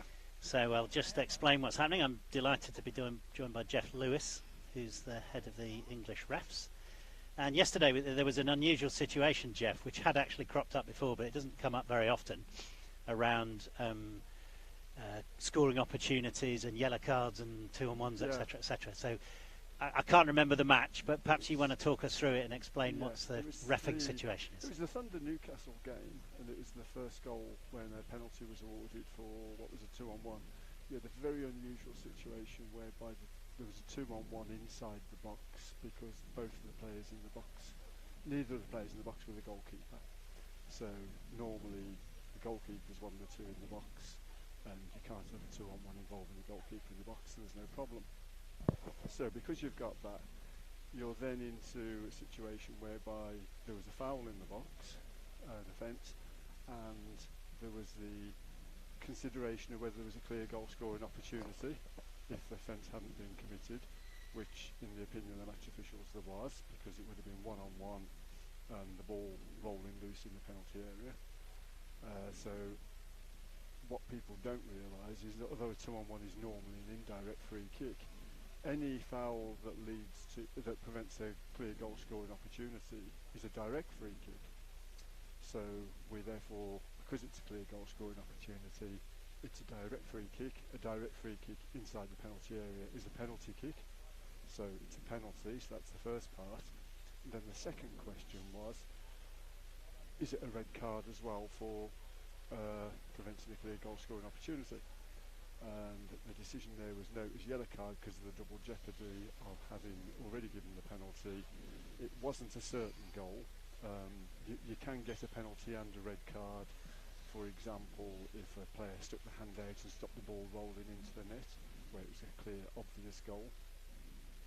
Then you'd give both, but normally you wouldn't give both. So it ended up being the yellow card and the penalty kick, which caused some confusion at the time because it doesn't happen very often. When you say confusion, you don't mean amongst the officials? No, the official. We were fine on it, but amongst the audience, and the people saying, "Hang on, it's a 2-on-1. How's that a penalty?" and all this sort of thing. But once it was explained to people, it was fine. And I did listen last night to the commentary, and I noticed your comment came in, which was quite useful. Quite useful because you'd obviously been involved when we had the discussion a few weeks ago when there was a not dissimilar incident which we decided wasn't a clear goal scoring opportunity on that occasion, but it was two defenders in the box with a 2-on-1 rather than the goalkeeper. Yeah. And just to be clear, from an officiating point of view, I was involved because I was on the camera and we were able to look it up afterwards rather than not being involved in decisions on the pitch. No, absolutely. What we did, we made the decision at the time, but we were interested to look back at the film afterwards to see if we got it right, and we were happy on that occasion. We hadn't. Looking at this one yesterday, happy then we got it right. Yeah. Now, you issued a yellow card. Yeah. Well, how do you decide who's the infringer on the 2-on-1? Well, the offence is caused by the second player. There's a point when there's one defender and one attacker. Right. There's no offence at that point. When the second defender arrives, that's the person creating the offence. Right. So that's the person. So in that the card. particular circumstance, it was clear. Yeah, it's fairly clear. Ethan came in. He was much after. I can't remember who the other defender was.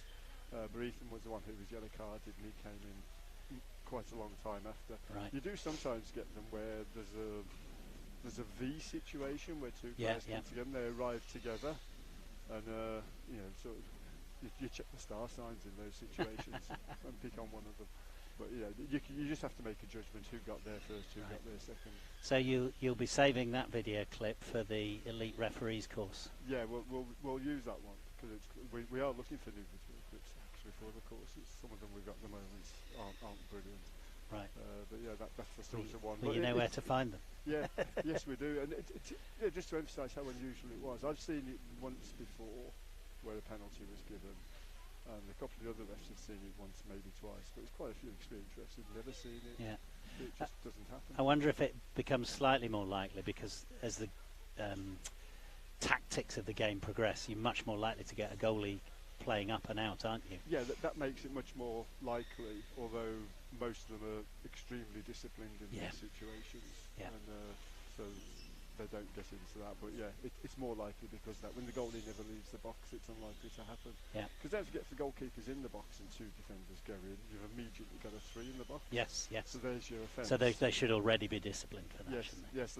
But it's also a possibility, theoretically. Well, I could draw diagrams where it could happen, where you could get a penalty for a 3 in the box, Yeah. because you could be stopping a clear goal scoring opportunity. Yeah. Although it's less likely with a 3 in the box, but it's still possible. Yeah. Okay. Yeah. Well, thank you very much for coming across and explaining that. Yeah, If you turn the mic off, Yep, will do. you'll be good. Okay, cheers, Nick. All right, Bye. thank you. So if you're listening on Court A, which you clearly are because you're hearing me talking, we're about to kick off with Aspire versus Bournemouth. So I think Northern Thunder have Northern Thunder just dropped 2 more points? I think they have. I'm checking. Northern Thunder dropped 2 points. Yeah. So this is a chance for Aspire to stretch their lead at the top of the table. Having beaten Northern Thunder yesterday, they were at the top of the Premier League table, and this is a chance to further stretch that lead. So, established squad.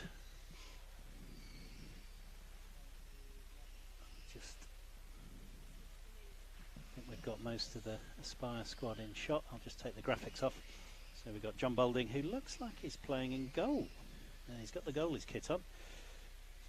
McNeil, Hodgson, Bates, Williams, that's Jordan Williams, Kelly and McClellan. So they're warming up with their pre-match drills. And Bournemouth just going through their speed tests.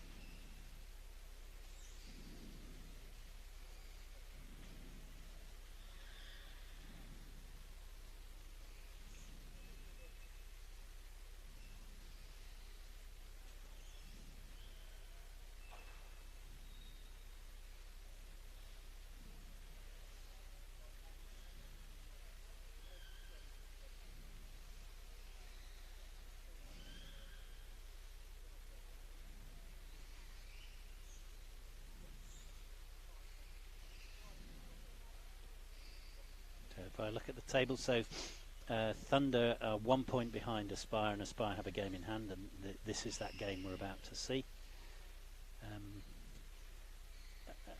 Aspire not particularly prolific in goal scoring, 28 goals,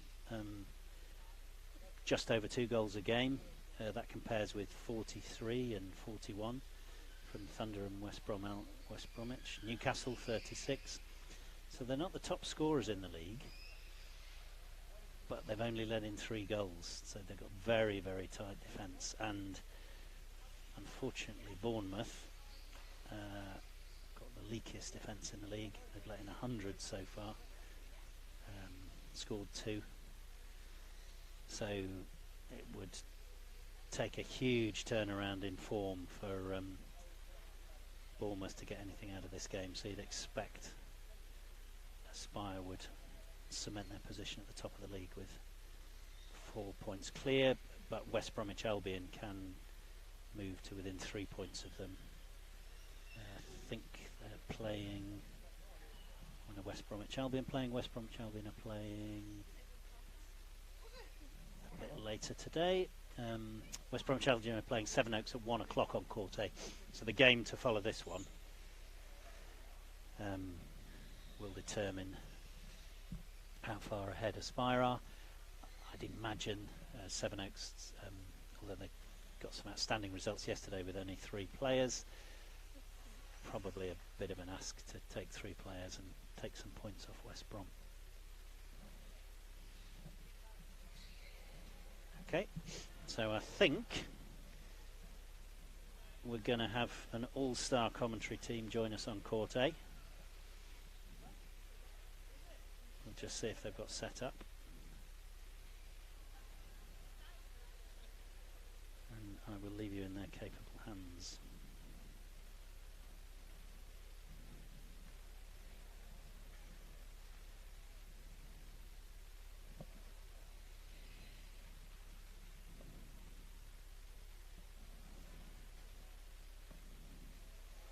Yep, so I think we're going to have Charlie McClellan and Barris Inell on commentary for this next match. Referee Taylor's just drawing them together for the coin toss. I think Barris might nod his head if he can hear me. Yeah. And Charlie's now in and on, I think. Good afternoon and welcome. Oh, good morning, actually. We're 20 minutes away from the afternoon, so by the end of this game it will be nearly lunchtime, but we've got some football to get through first, and I'm joined again by Manchester United's Barris Inell. How are you? I'm good, thank you. An early morning to get here, but it's all good. How are you? I'm good.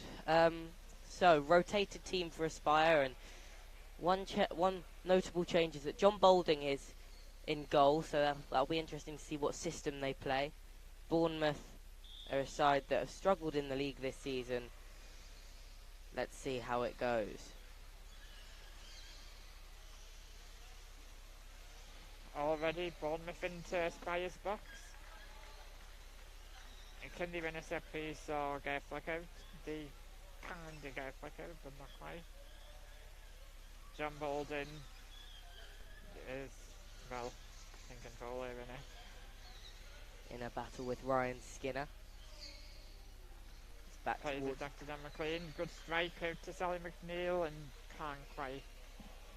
She can't quite get a connection or anything, but Chris King, the centre player at the moment, but he's gone wide now for Bournemouth. He was the scorer of the sole goal for Bournemouth in their 9-1 loss to Aspire earlier this season. Lots of goal scorers, I think 6 different goal scorers for Aspire. Sally McNeil goes out to the Aspire right-hand side to take a kick in. it's quite the statistic that Bournemouth have scored against both Aspire and West Brom this season. Yeah, 2 out of their 3 goals have come against 2 out of the 3 of the top 3 in the league. So, a team that score in the big games.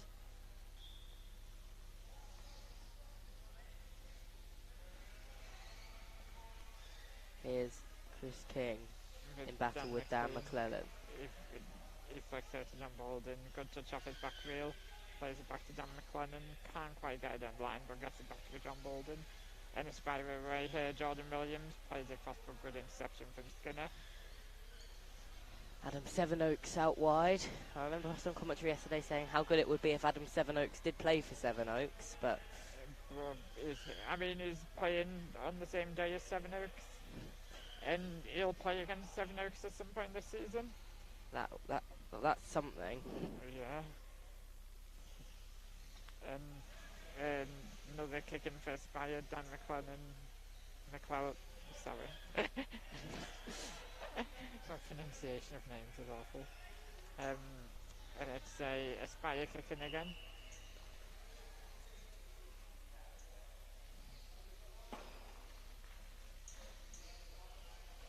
Here's McClellan, he looks to play it forward.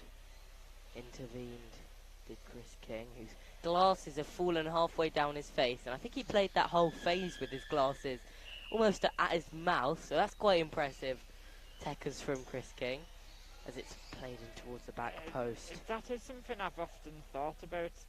When a player wears glasses, how do they ensure they don't fall off during a match? Because I know when I'm just watching football, my glasses have always fallen off.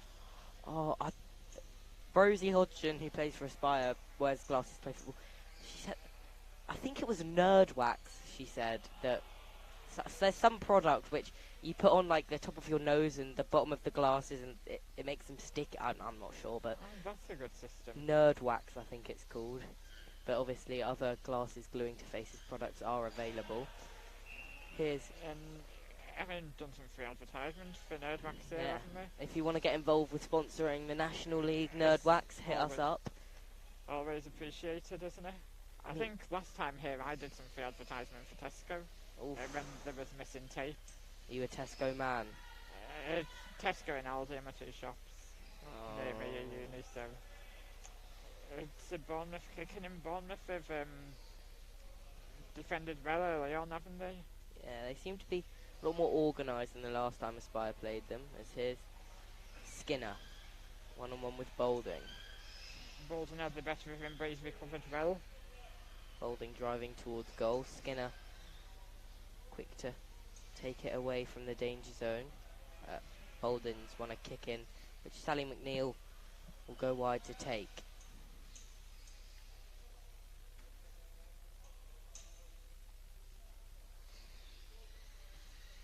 McClellan with the Great dummy run, ball. which opens it up for the back post. Oh, good touch after it had gone in the air from Jordan. McClellan's lurking at the edge of the area, waiting. It's played back to him, kind of, in it. Oh, unfortunate. In a roundabout way, it did end up back with Jordan Williams, but it didn't stay there for long. Bournemouth looked to press forward again. Oh, unfortunate from Dan. It was the right idea to do the reverse spin to play it down the line, but just couldn't quite get clean contact. Not quite reached their passing level yet in this game, their fluidity Aspire, as Chris King is over a kick-in. I think that might have been a double touch. Was it? Well, the linesman didn't agree. Boulding. Played it back to Dan McClellan. Sorry, I'll wait for you to say it again. And then I can Dan McClellan. McClellan. There we go. And it's a corner ball, so Aspire mounting pressure. Bournemouth parents up on the balcony, liking what they're seeing from their side so far. Good defensive organisation in there, able to frustrate Aspire. To get through 6 minutes without conceding is quite... It's a promising start to the game for Bournemouth. Can they continue it? I guess only time will tell, but hopefully so. And it's a kick-in for Bournemouth.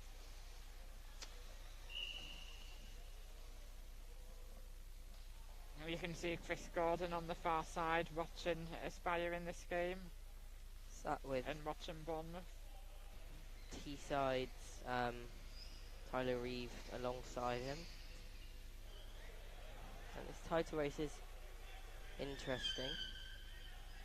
Right, as it stayed last night, Aspire spent Saturday night top of the league, and 2 wins from 2 in today's games for Aspire would mean they sit there no matter what by the end of this weekend. But 2 difficult games. First of all, Bournemouth, who have been relatively good defensively so far, and then Leeds later on, who had just been thumped 4-0 by Newcastle, but a side that have always been a bit of a bogey team for John Boulding's Aspire.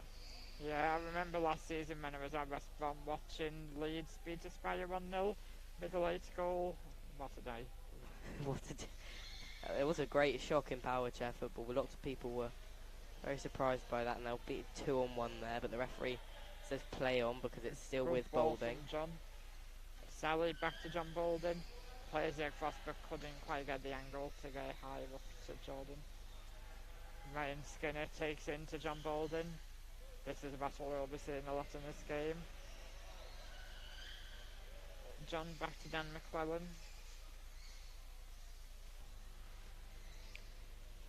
Said it right as well, that's unbelievable. Ah, that's good. And they're in now. Oof, linesman takes a heavy whack.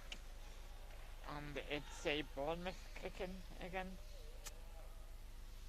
Bournemouth doing well just to win set pieces in their own defensive third and take some pressure off themselves for either a few moments and give themselves the chance to get some territory.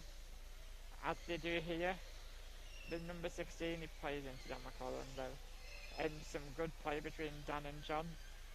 Dan drives it down to Ryan, who gives away a kick into Aspire.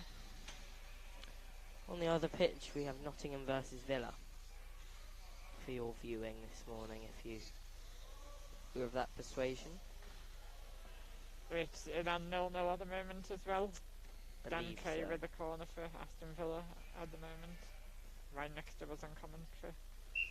Williams whips it in. McClellan dummies, leaving it open at the back post for McNeil, who couldn't quite divert it past Skinner. Here's Boulding.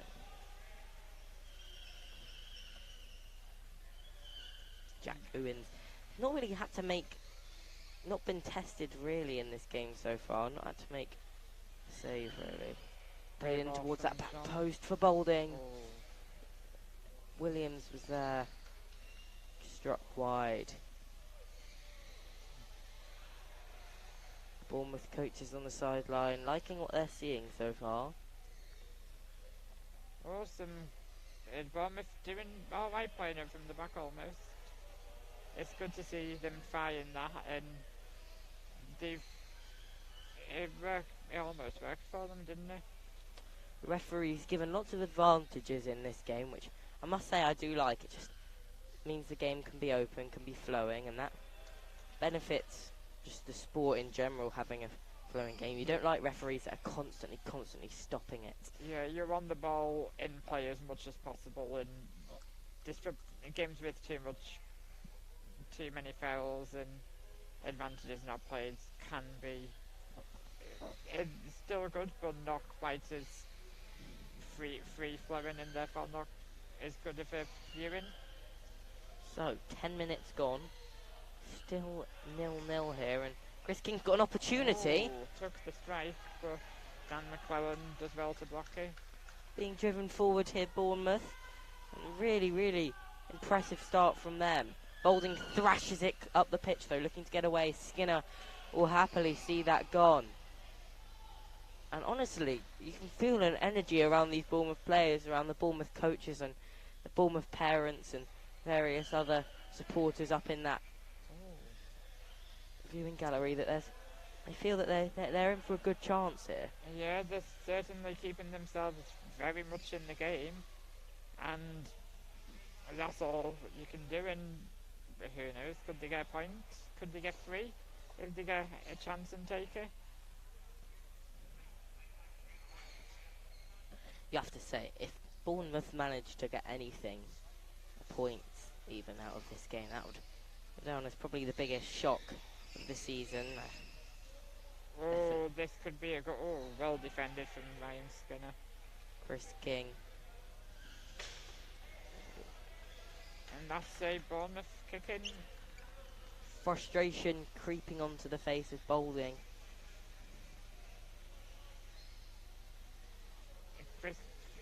A bit of miscommunication between the two players, but they've recovered well and not given a free kick or anything away.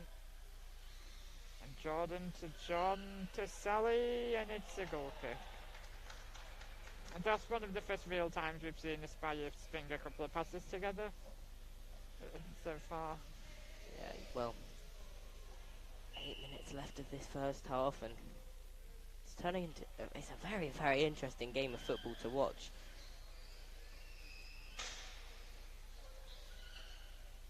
And that's out for a Bournemouth kicking. Can Bournemouth make it to half time, do you think? I'm honestly, I'm not a betting person, or a betting man, or whatever you call it, but if I was, I'd, put money on that, to be fair. I don't think that Aspire aren't really threatening right now, are they? No. Well, they've had 1 or 2 times where you've thought something could happen, but it's mostly been comfortable for Bournemouth. They're maintaining a press, but they're not really. It's all very easy for Bournemouth to defend. Maybe they're making this it could be dangerous for. But they've got it right. John to Dan McClellan. Great ball out to Jordan Williams, but Adam Sevenoaks intercepts. And Dan McClellan has it again, plays it out to Jordan Williams. Back to Dan McClellan, Jordan Williams. Playing it between themselves here, being patient. Plays it across, good block from Ryan Skinner.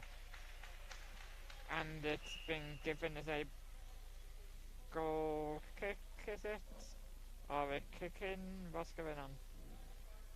A Bournemouth kick-in it is. I think it must have come off the back of Jordan Williams' chair. That was hard to see from our angle, but the referee was pretty perfectly positioned to give that, and haven't seen any major complaints from Aspire. Here is Adam Sevenoaks, an Played it opportunity. to Ryan Skinner. Skinner, A dummy yes. to Chris. I don't think it was an intentional dummy, but ended up being a very good one. Here As it is. McNeil strikes. Well defended again from Ryan Skinner. Chris King's going to get around Sally McNeil here. at some point, if it continues like this until half-time, do we see the likes of Rosie or... Oh, there'll be a Brad change come in on? personnel for sure. I think no matter what happens, such is the nature of Aspire's big squad.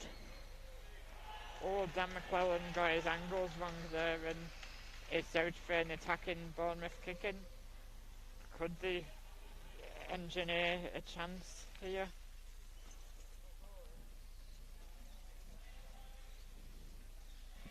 Exciting times.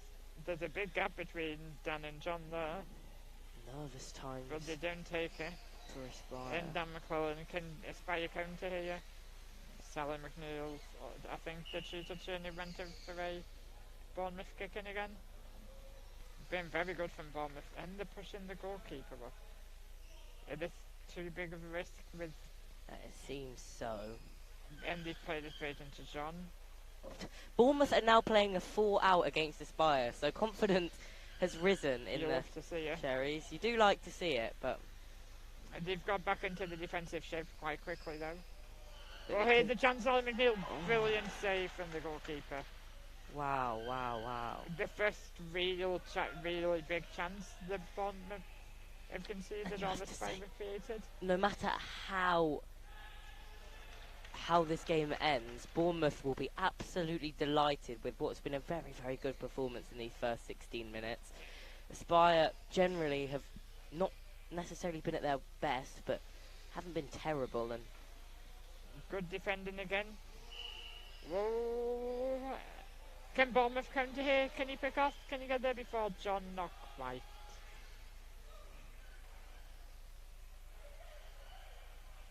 Neil gets across. John Bolden battling. He's done well there. But John Bolden's got the chance to flick it. No, he's not. Yes, he has. Good defending again from Bournemouth. Oh, it's a free kick for Bournemouth, is it? 2-on-1. Was it? People on the balcony celebrating that foul. And Well dummied from Ryan. Good ball out from John to Sally. Ryan can't get there. Jordan plays it back into John. Plays it to Sally. She's going to reverse spin. She does, and it's into Ryan Skinner's chair. But Aspire's starting to... Oh no, it's not starting to. Skinner's out quickly. He's been a very, very, very good so far. He's been everywhere, intercepting every dangerous pass that Aspire have made. John to Sally, and it's out for a Bournemouth kick-in. You expect better there. And Bournemouth letting the goalkeeper take the kick-in again. He goes down the line, he plays it back in. Are they playing themselves into danger here? Who knows? I guess we'll find out in a moment. No, he's come away with it. He's going to try and take it in John Bolden, but John Bolden recovers. And Bournemouth could be in trouble here. But the goalkeeper recovers well, and Ryan Skinner stays on the line to avoid the 2-on-1.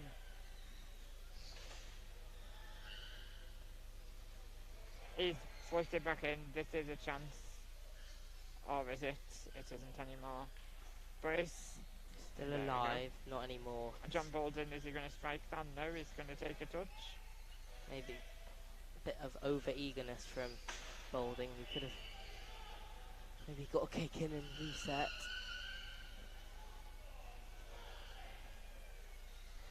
Chris King. and John battling. Really giving John the run around here, Chris King. He's more than holding his own. He almost had him beat at one point. Chris King can, oh, he can't quite get in there. You think if the Bournemouth wingers can be a bit quicker with the pickoffs, there's going to be chances on the break for them. Well, I'm not sure what changes will happen, but they definitely do need to happen for Aspire here, because this is absolutely dismal as a result. This could not be a chance. There's a... Has it been retaken? Retaken, Dan wasn't 5.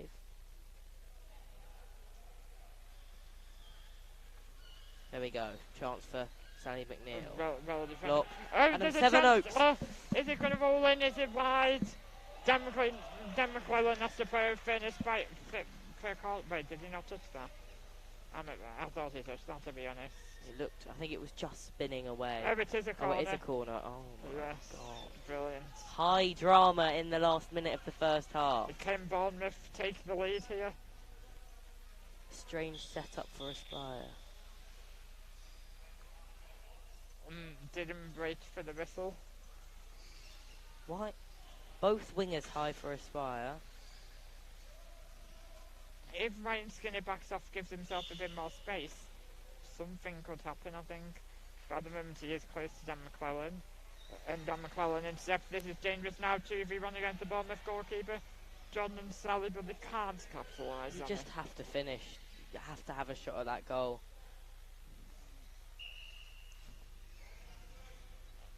And it's a... okay, the ball had... Wait, I thought the referee was saying to play on. He's given half time. What? Wait, do you know what? Wait, no, he's not. It's half time. I'm not sure what's happening here. It's a Bournemouth free kick. I genuinely have no idea what's happened there, do you? It's a confusing one, but one that I'm sure Bournemouth won't complain about because they've got a free kick in their own half. But they did have an open net over here before the whistle had gone because the Aspire players had stopped playing. Yeah, Boulding and Dan McClellan have turned it. Half And time. wild 0-0. celebrations up on the balcony. So 0-0 at the break. And that's an interesting one. We'll be take a break now, but we'll be right back for what will sure to be a fascinating second half. Hopefully more of the same in the second half. Been a very good game to watch, hasn't it? Yeah, it has. So don't go anywhere. We'll be right back.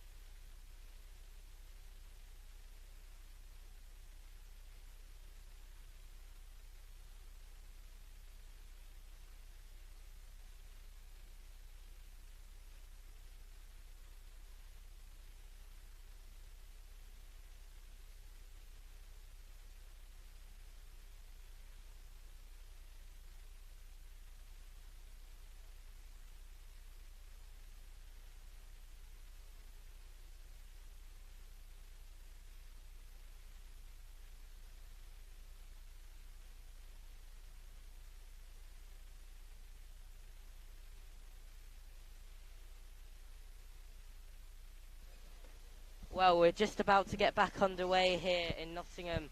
Several changes for Aspire, nothing in the way of changes for Bournemouth. It's Hodgson on the wing now, Brad on the other one, Brad Bates, Boulding in the middle, and Tom Kelly in goal. So switch of goalkeeper, and we are back underway. So everyone but John remaining on the pitch. Everyone but John being sub for Aspire. Interesting. But a change of system will mean that Bournemouth have something new to contend with.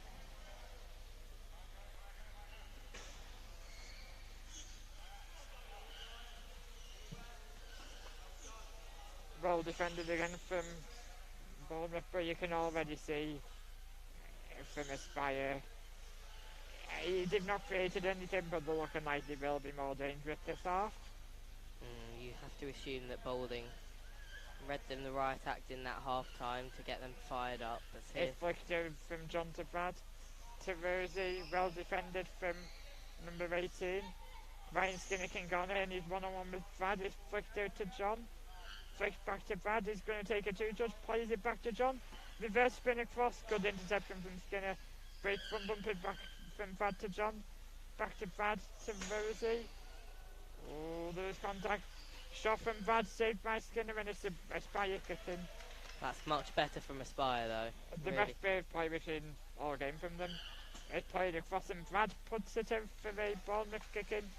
Great touch from Brad there. And they've switched to their natural setup now, Aspire, the one that they train for, they practice for. And Aspire with Brad and Rosie on the wings do look a lot more threatening here, don't they? Which obviously Brad won the league for the last 4 seasons, West Brom, I think. It was 4 seasons, wasn't it? They won it 4. I think so, 4 in a row. And he'll be hoping they can make it 5 in a row, but with a different club. Yeah, and how likely that is, no one knows, but side. A good play between Rosie and John. If that pass wasn't intercepted, it was going back to John with a lot of power. It was. That would have been, if John managed to strike that goalwards, that could have gone straight through the wall behind that goal. The block off has been done, but Chris King intercepts. I wonder whether Aspire could have been given a free kick there for contact. It did look like contact. But the referee lets it go, and it's well defended again. They've made it through the first 2.5. It's only been 2.5 minutes. They've weathered this storm so far. They've done well again, and it's another kick in for Aspire. And Bournemouth. I know it's a free kick for a 2-on-1, I assume, or a 3 in the box. Something or like maybe that. A contact foul. Who knows? Let's see. Well, that's what the referee says. Referee goes. The referee's hand up, so it's indirect, so it must be 3 in the box or a 2-on-1. It's played into Brad. There was no touch on that, I don't believe. Goal kick. And the referee says that the goalkeeper touched it behind the line. Aspire aren't happy. I think Bournemouth have got away They there. look to have got away with I think it was behind the line, but that's a goal. Good save. Good save. But Bournemouth are hanging on here. They are really hanging on. It's shot. It's out and it's out for another goal kick. And the Bournemouth fans parents are are going celebrating. absolutely mental. And so is Chris Gordon on the sideline. We can see you, Chris, having a little celebration at that missed Rosie Hodgson shot. To be fair, they've got out of defence. And it's a 2-on-1, Bournemouth free kick. This is a nightmare start for Aspire. God, they must wish they had just stayed at the hotel this morning and not even bothered to get up, because it's not good for Aspire, this, is it? I'm not sure what's going on here. It's a 2-on-1 Bournemouth free kick. What can they do from this? He's going to go on. Chris King, is it? He's going to go on the inside of John.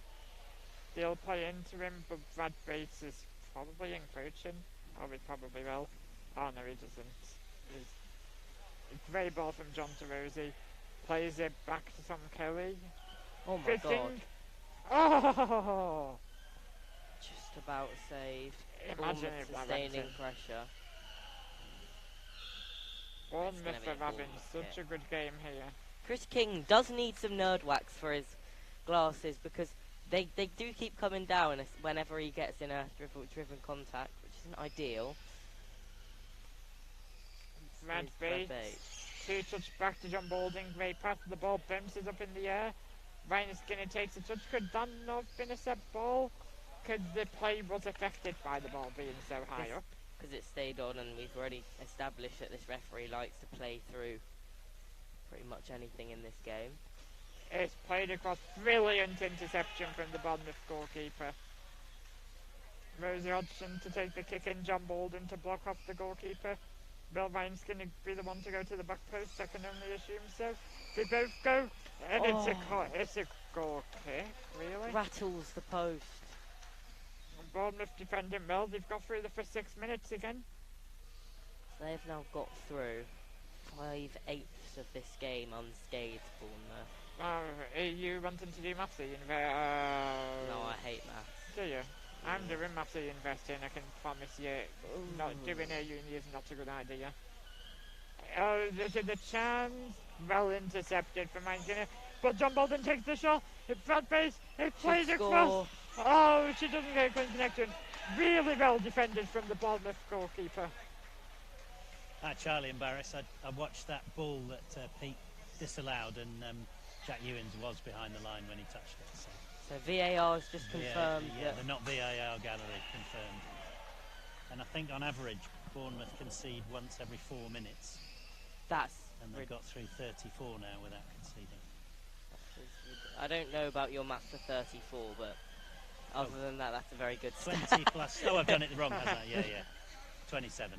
27. Oh, And there it is! Oh, curse of the commentator. Yeah.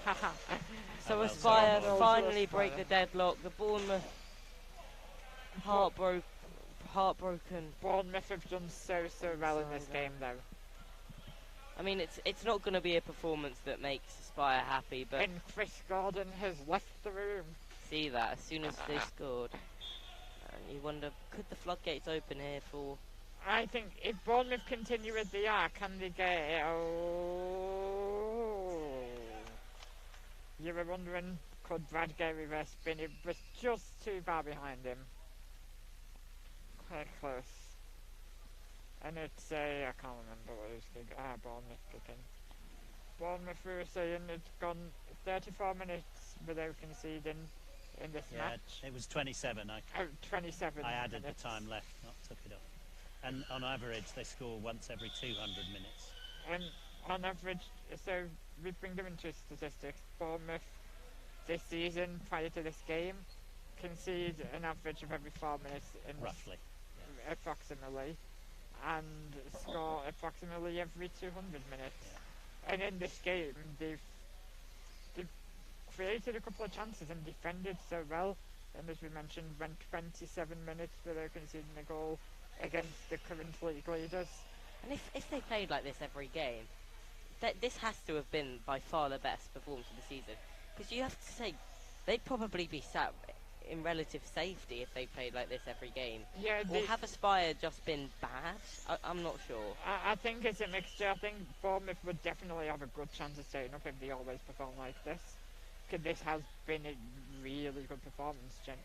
And 2 weekends though, so still time, as Hodgson has an opportunity to shoot. save. Well saved by Ewins, who's been solid with Skinner at the back. Both of them. And Chris King in line for man of the match as we look at it right now. Here is Chris King. Balding smashes it against He's his done well to bumper. force. Oh, well done, Chris King. Brilliant play to force John Bolden to concede the kick.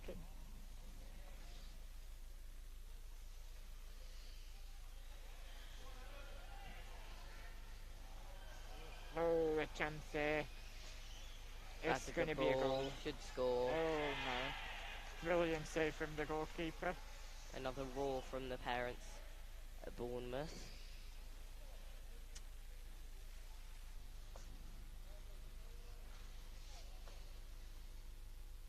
Hodgson. It's played across.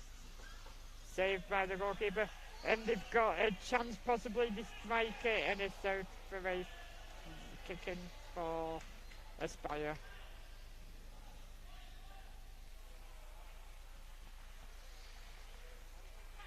Who is Aspire's? Is the Leeds the next game for Aspire? Next game, yeah, is Leeds. That will be an interesting one. Do you know what time that is at? I think 2:15. Oh. So they've got a bit of time to go in. Actually, only a 1 game break, isn't it? Something like that, but time for a bit of food, a little. I'm sure that's going to have to be quite a lengthy debrief after this game. A possible chance, and it's a. He's given a goal kick. I'm gonna say I couldn't see. I what could happened. see, and I'm going to say my eyes were shut. As here's Owens. Take a goal kick. Owens, sorry if we're mispronouncing your name, Jack. John Bolden to Rosie, she can't quite get the pick up. But John Bolden gets it back to Brad, and Brad. I think there was just a bit too much power on the pass.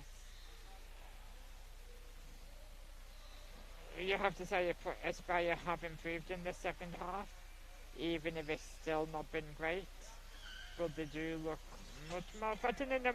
Whoa! The goalkeeper almost let it in. This is near post, be recovered very well. And it's a Bournemouth kicking. Brad had the right idea to two-touch and either play it to John or Rosie, but his execution wasn't quite there. 8 minutes remaining. 1-0 to Aspire. Would be strange score. And John, great ball to Rosie. She should have scored. Should have just. She should have You scored. feel that she went for the hardest option out of any. A front bumper or a little tuck in with the inside of her chair would have sufficed there. Just, honestly, it could have even have reversed onto him maybe. I think if she just sat there, I think. But by Could- doing the right Oh, thing. not the right. Oh, that pass worked out in the end. Is that going to. Oh, well, save from the goalkeeper. But he's mispositioned now. And that's. I'd have given ours a 2-on-1 to be honest. And it has been given as a 2-on-1. It's a very aggressive blow of the whistle from the referee. He like pumped his fist as he did it. He's just waiting for that moment, waiting for them to get a little bit too close, then bang! Super referee to the rescue. Bolding's lurking at the back post. And Oh. Brad to block off. Oh, poor ball. And Taking a touch here, Kelly. I don't know what. I don't know what it was. His aim was. It worked. I don't know what the initial aim was, but whatever it was, it did work. And Yeah. Aspire Oh, are and now on I'm the right front behind foot. Brad here. I don't know if I'm in his way. I hope not. Dangerous moments for the commentary box. Yeah, thought I was going to get my ankles Gets done. pulverised by Aspire's number 19, Brad Bates. Good ball across from Rosie to John. Plays it, brought the ball back to Rosie. That's a 2-on-1 between That'll be Brad two. and Rosie. Nowhere to go.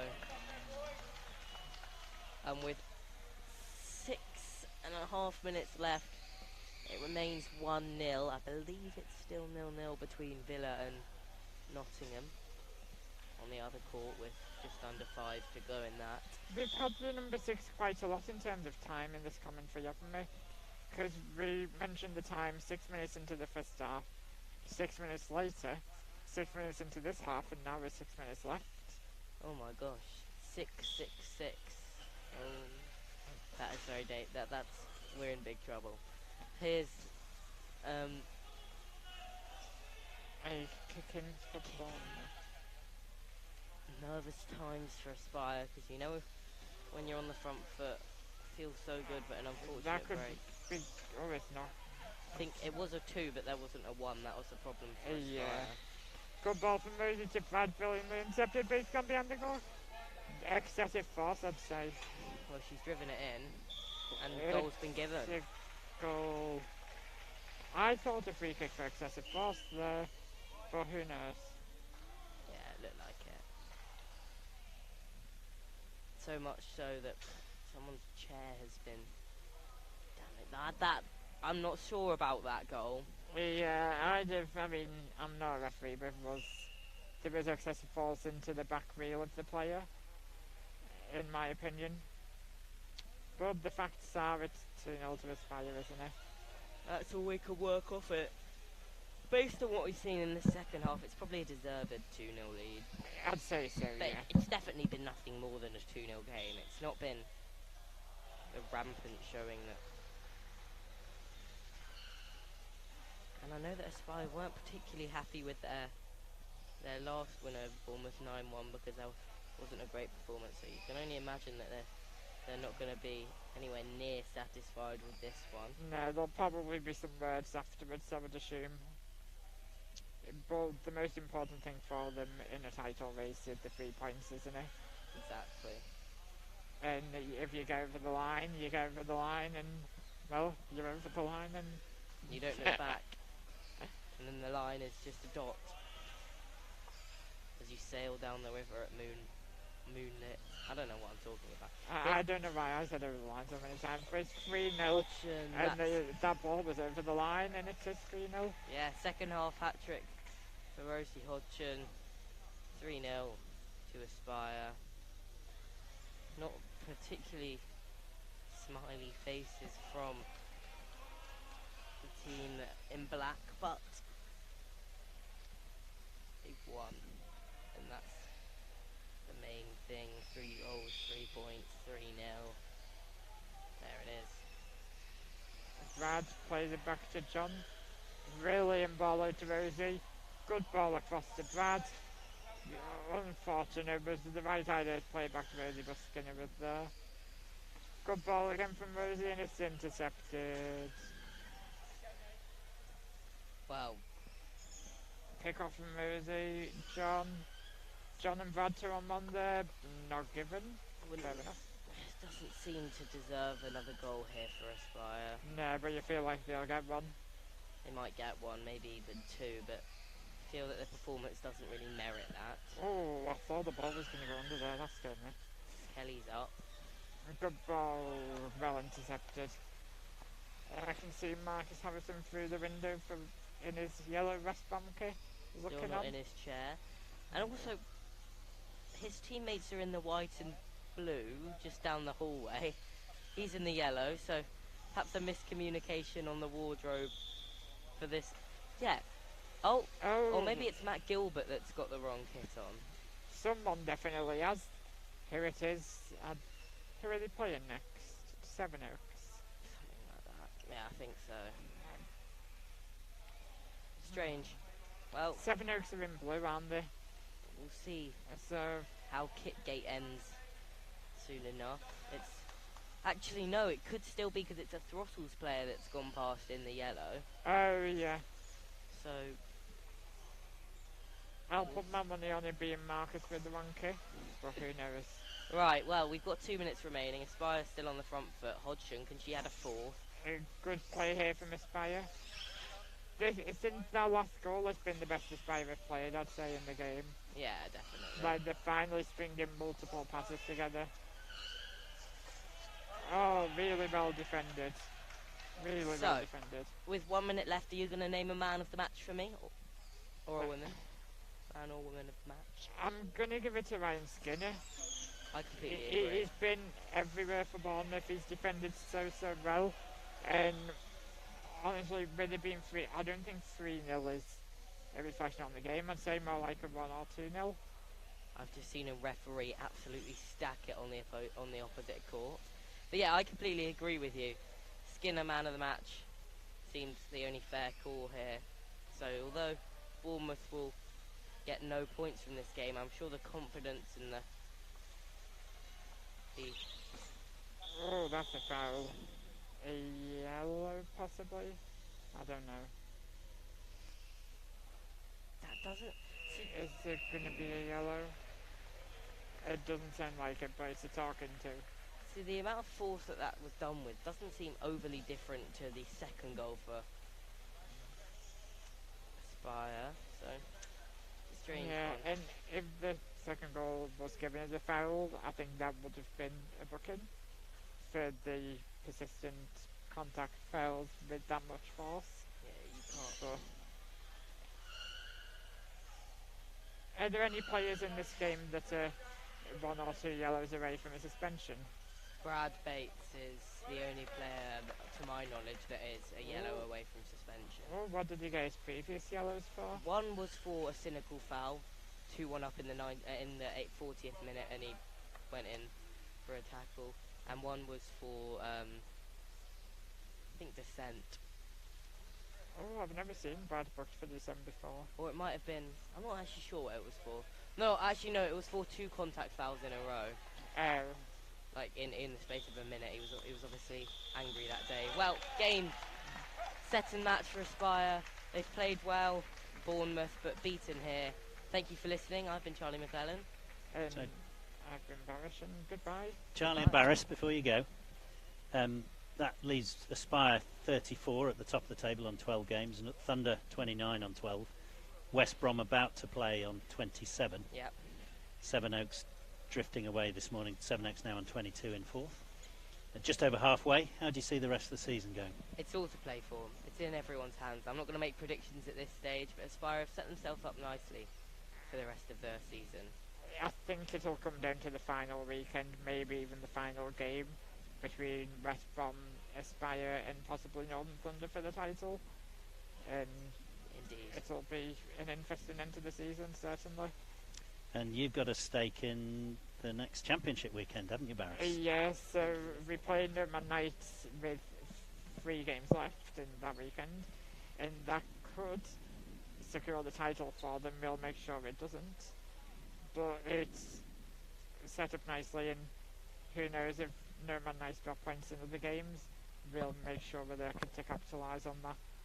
And that's the game of the championship next championship weekend, isn't it? 16:45. I can't remember which court. Nomad Knights versus Man U. It'll be It's a brilliant going game. to have a to huge watch. influence on the title. Yeah, should be a good game. All right. Well, thank you both for joining us. Thank you. Thank you. Thank you. Bye. Bye.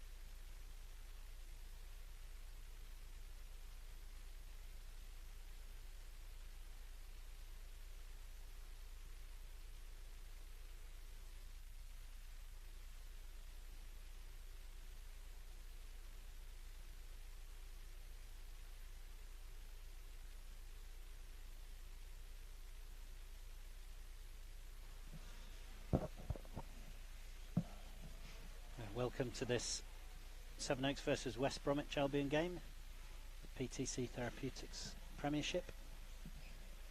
These two teams separating third and fourth in the National League. Sevenoaks had a good day yesterday. Were reaching towards West Brom, and unfortunately they've only got 3 players in the squad this weekend, so fell away a bit this morning. West Brom looking to, they can't go above their current third, but they'll get within a point of Northern Thunder if they can take points out of this game. Or 3 points rather, and a point will get them within 3 points of Thunder. So on the pitch you got for Sevenoaks, playing away from the camera, in pink in goal you've got Kyle Alexander, Harry Bestwick, Miles Miller, and West Brom on the pitch with Chris Gordon in orange, Dave Lewis, Marcus Harrison and Dylan Kelsall. Great move there. And on the bench I expect Brad Gilbert and Lewis Harris. So West Brom, the current champions of the Premiership. I think I'm right in saying 4 consecutive titles. Currently third.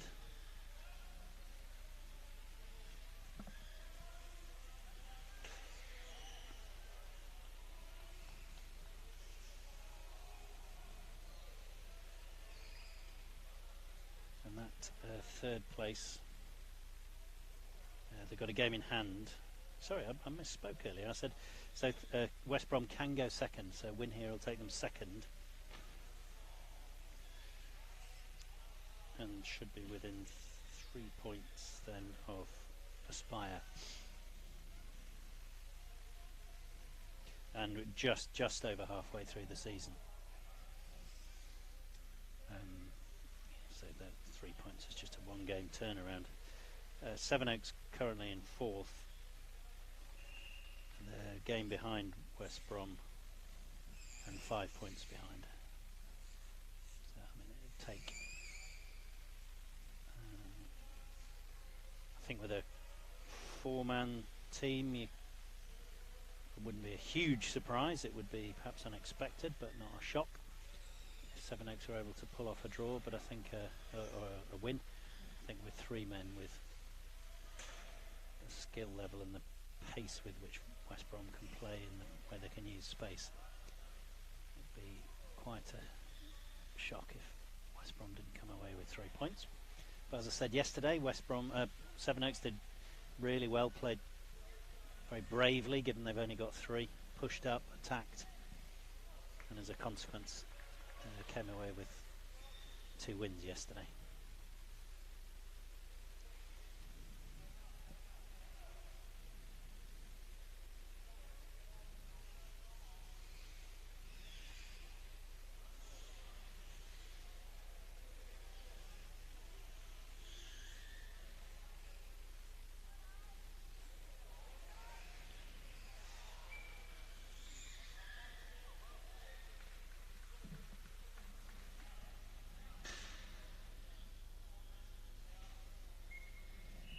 So a passage of play that's favouring Sevenoaks. Alexander on the ball. Bestwick having to just keep half an eye on Harrison, who's on the right. Harrison for West Brom, standing dribbler of the ball as well. So not only can he strike it, I mean, look at the accuracy in that, straight in. That's unfortunately what Sevenoaks are facing. The only chance of them creating anything is to push up, and yet now here they are, 1 goal down, and it just took 1 accurate pass from Marcus Harrison. So it's 1-0 now to West Brom. A long way back for Sevenoaks.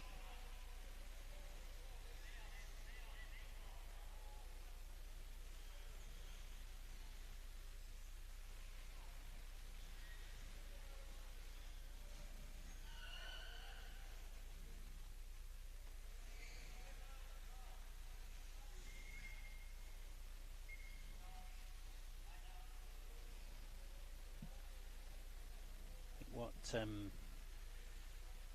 a chasing pack of Villa Rockets, Throssels and Newcastle all on 19 points, with Sevenoaks on 22. And this will take Sevenoaks a game away from most of them. But Sevenoaks really don't want to suffer too big a loss here, because that'll degrade their goal difference.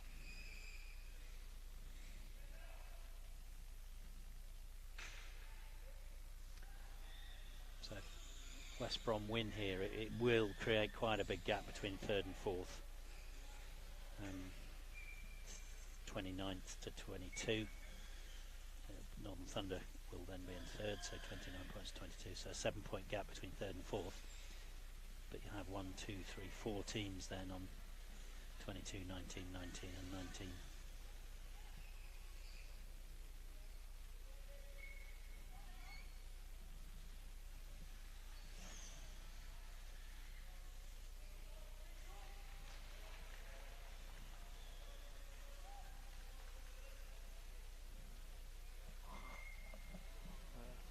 Hello, and welcome to the WFA Therapeutics matchup Saturday who West Brom. Current 1-0 to West Brom. Hi Chris, it's Nick Woodward here up top. Hi. Thank you for joining us. We're joined by Chris King from Bournemouth. Yeah. Long way back, even from 1-0 for Sevenoaks with only 3 players. Yeah. It'll be a very hard game to try and equalize from the. But they've got quite a high strike rate, 27 goals in 12 games, Sevenoaks, so it's not like they can't score. Yeah. Just over 2 a game, but of course. West Brom are just such a good team. Yeah. I think even the I think you'd have seen the first goal that Marcus scored, even just the composure to calmly put that ball away from the halfway line. Just makes it look so easy. As they just have done there. Good save from Kyle.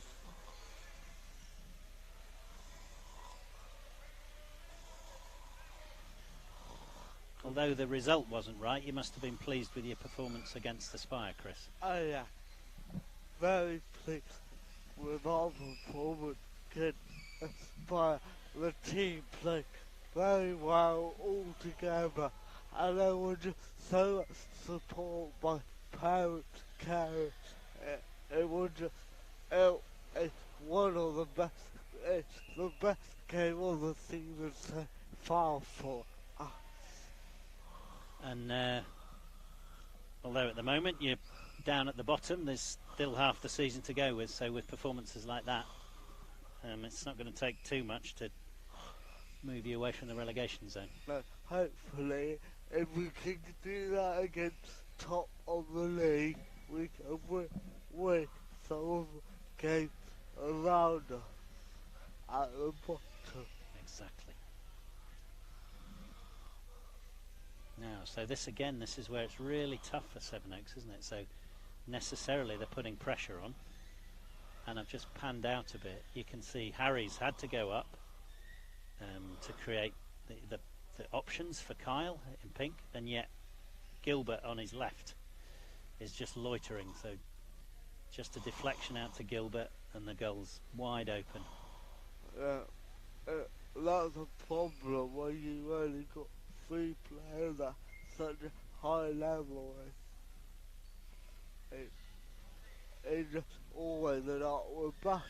Yeah. But, I mean, full credit to Sevenoaks. They're being very brave with the play. They're not sitting back and trying to soak it up, are they? I don't know. We're just going at it, trying to score.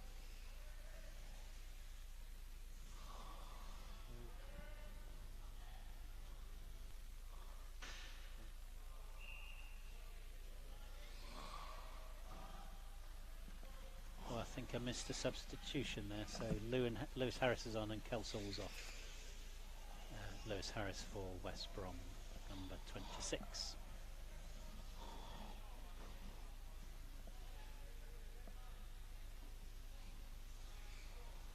Are you enjoying commentary, Chris? We've had you at least twice now. Yeah, I'm enjoying it. I did it on the first weekend, and I've done it twice this weekend. Yeah. I think there's a few of your teammates you could encourage to join us as well, couldn't you?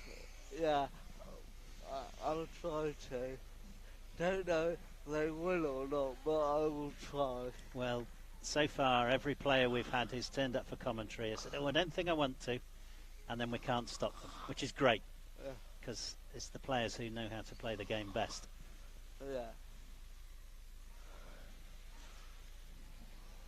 Oh.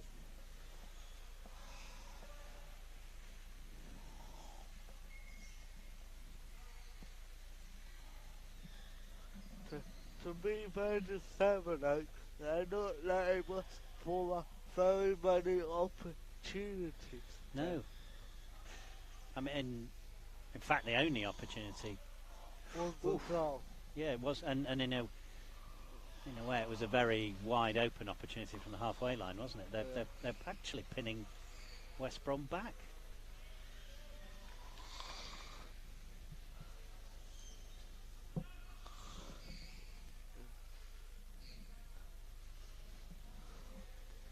Ooh, interesting.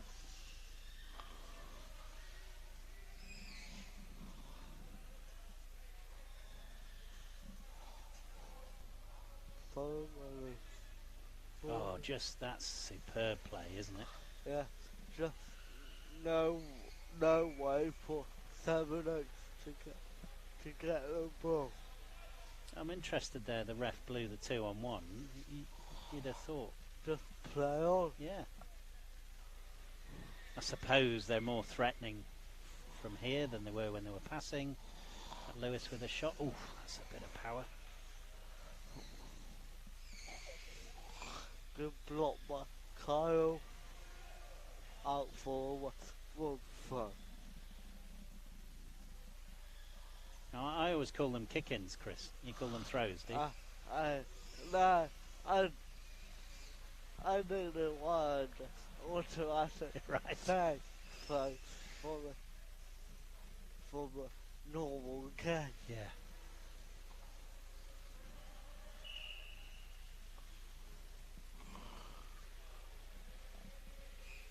Go on, Lee. Oh, there was an open goal there, wasn't there? I mean, he'd have had to thread the needle, but if Alexander had hit it like he can do, there was a chance there.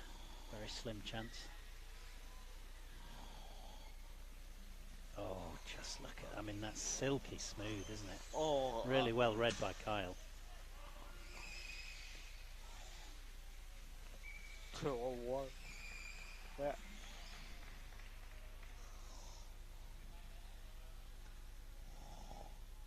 I mean, it's almost undefendable, that the level of passing, isn't it?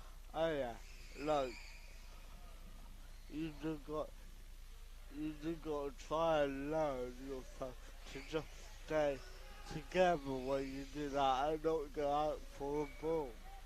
Cause otherwise it'll just be an easy goal for the opposition. Yeah. So, and on a couple of, I think I'll call them 2-on-1 errors, but by West Brom, and they've gifted Sevenoaks some territorial possession. What can Kyle and Miles put together now?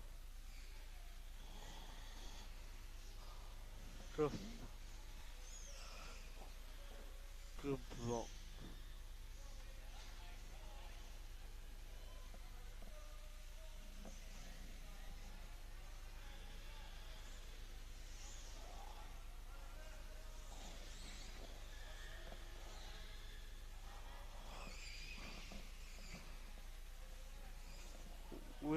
We got to play West Brom later on in the day. Oh, how do you prepare for that?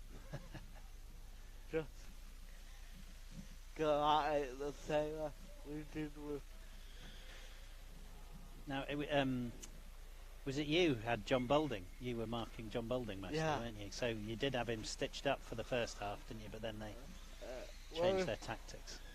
even for some of the second half, he's just such a good player. It's almost impossible to keep him quiet for 40 minutes. Yeah.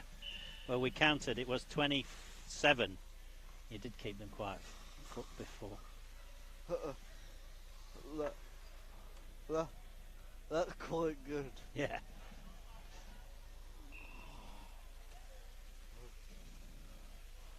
So this is where again Sevenoaks have to be brave. They've got to push Bestwick and Miller up, but that leaves with West Brom's passing accuracy just a quick interception, and Alexander's goals immediately under threat. Looking for a pass.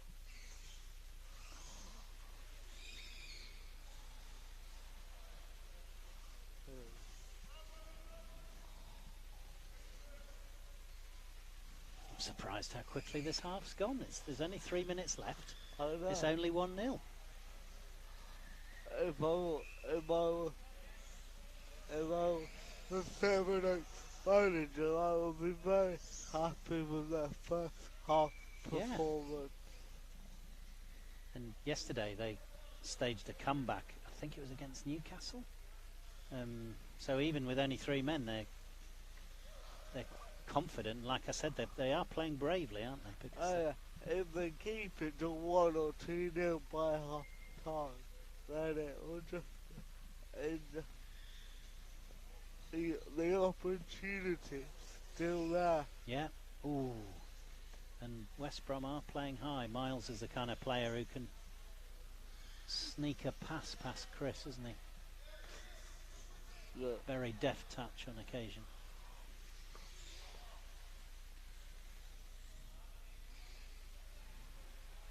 It's really good play there. I don't know if you saw Gilbert drift back as Harris pressed up. Just the team kind of communication and understanding of each other. yeah.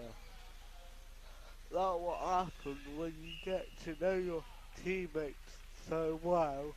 You just, even if you don't communicate, you just know what they're going to do in different situations. Yeah. Great pass. Oh, goodness. Ooh. 2-on-1. Ooh.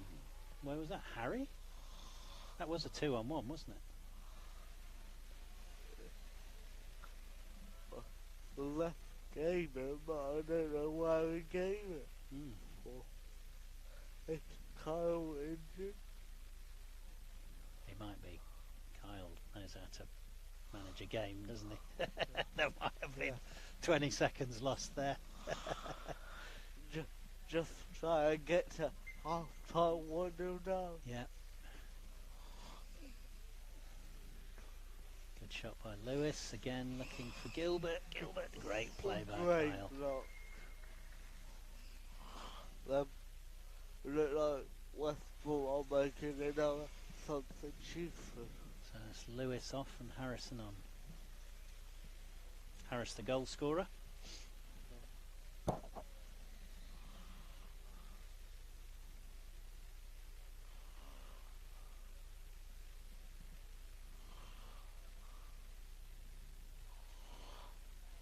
Okay, Kyle wasting a little bit of time. He's like he doesn't know where to put the chair. He's very good at this. Oh dear. Oh. Just too good, wasn't it? Fantastic goal, but again, Marcus Harrison and his accuracy. First touch since he came back. He might have only had 3 or 4 touches and he scored 2 goals. Yeah. So I can see the match clock's down at 0, so it's up to the ref how much time to add, if any. Ball's gone out. They're gonna blow. Oh no, they're giving a goal kick. ref. Corner. He didn't touch that. I can't see very well for it, but it didn't look. Yeah, so Like obviously it. I'm in the balcony, so I could see over that. I was pretty sure he didn't touch it. Marcus, ooh. What's the ref doing there? Yeah, I think that's fair enough. Often they'd let it play on, but that felt a bit dangerous, didn't it? What do? Yeah. So a set ball. So if the ball goes over, there's certain circumstances where the ref just stops playing, calls a set ball. And I'll just zoom in so you can see the two players they have to touch, and then away, and there's half time. Oh. Right, thank you, Chris. I'll just get Brian to help you with the mic. And are you going to join us for the second half, Chris? Yeah. Great. I'll join you for Speak then. the So 2-0 to West Brom at half time. Sevenoaks 0, West Brom 2. Both goals by Marcus Harrison. A really creditable performance by Sevenoaks with only 3 players, but their accuracy and individual skills from West Brom just too much at the moment. We'll join you shortly.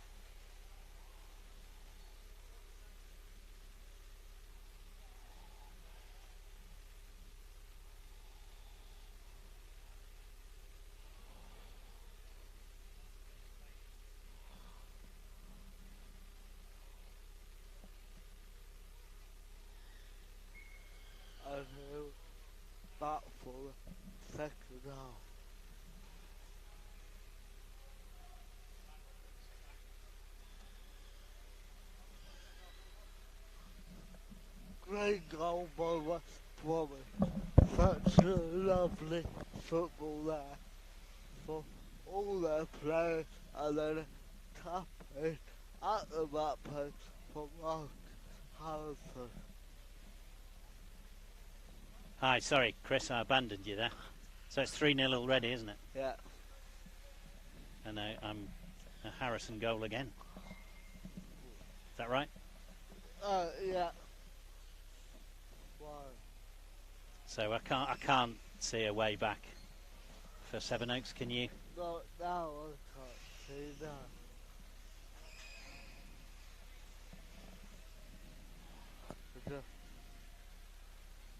Oh, a good thing at the back post there.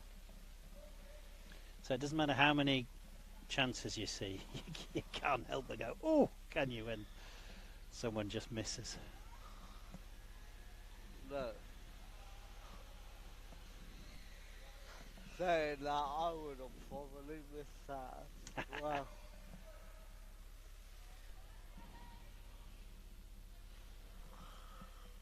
So, I mean, really, again, there's a huge gap to Marcus, isn't there? I suppose maybe Harry's looking to press out to Marcus because Lewis Harris. There it goes to Marcus. Marcus. Oh man! Oh, there they hit the post. I think Marcus lured Kyle and Harry across the pitch there, didn't he? And then went for the opposite post, but they were just alert enough to the change in circumstances. So I don't think we're going to see much of the ball this half down our end, are we, Chris? No, I don't think we will. But they seem to come out with a lot more pressing and not letting Sevenoaks out their half. Yeah, so Harrison on the ball for West Brom.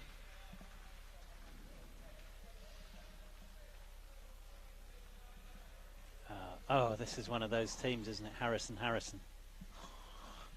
Yeah. And it really goes wrong when you get Marcus Harrison, Dave Lewis and Lewis Harris. Oh,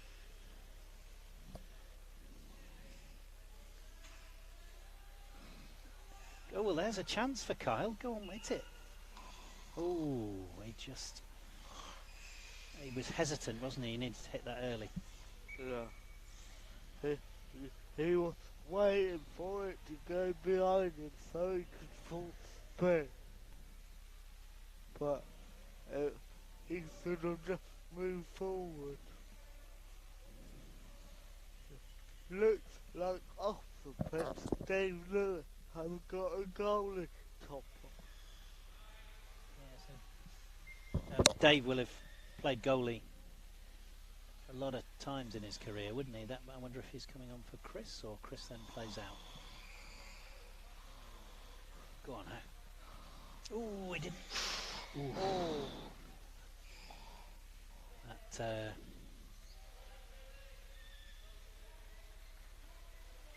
I mean, to be fair, that was out of control, wasn't it? Yeah. Alexander was completely unaware Gilbert was coming in on him.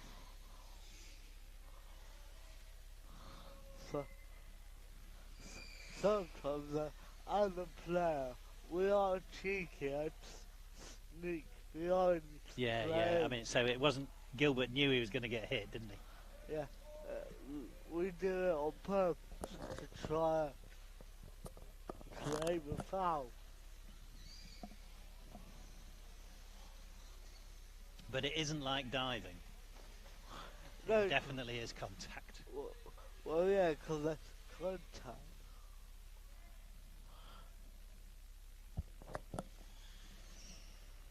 Bestwick, touch off Miller. Now suddenly on the break. Oh, you don't want the ball to fall to Marcus Harrison on the wing. Harris, oh my goodness. Wow. All that needed is a goal at the end of it, and that would have been lovely. This I don't know what the average ball speed is in that move. It's one of the fastest I've seen. It's like watching a game of tennis. Yeah.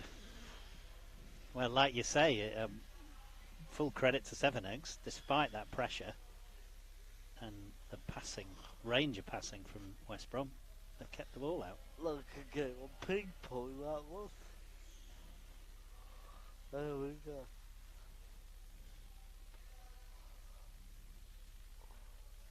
Well, Ooh. Oh no, Oh, Chris will have no. that covered, won't he? Oh. Although Miles is a skillful dribbler. What's the ref giving there? 2 on 1. Oh no, it's gone out. Sorry.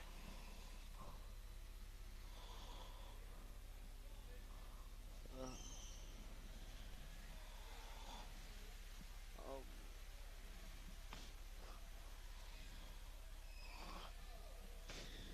don't know why Kyle just didn't let that go out for a goal kick, 'cause I don't think Marcus Harrison will be able to control it. It might be. Maybe he just feels a goal kick brings the pressure on too much, so better to have a kick in. Yeah.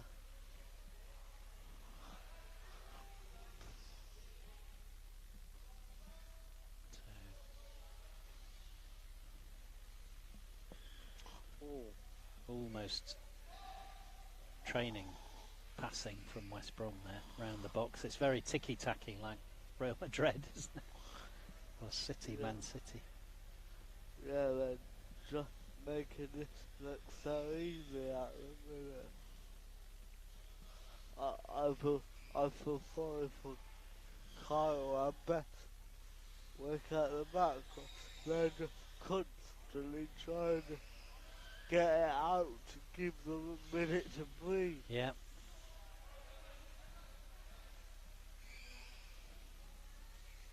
I mean, that's particularly because of the space the 3 men from Sevenoaks have to give West Brom. It just makes the West Brom passing game even easier, doesn't it? They often make it look easy, but there's just not enough players on the park for Sevenoaks to intercept. So they're all back now. Miller, Alexander and Bestwick all back. Miller trying to put pressure on Lewis. And you would say that the player that Sevenoaks are missing this weekend is one of their better players. Yeah, of course. So Greg Baxter would normally be a kind of core of the Sevenoaks playing squad. I think he's in hospital with an operation, sort something out, so best wishes to Greg.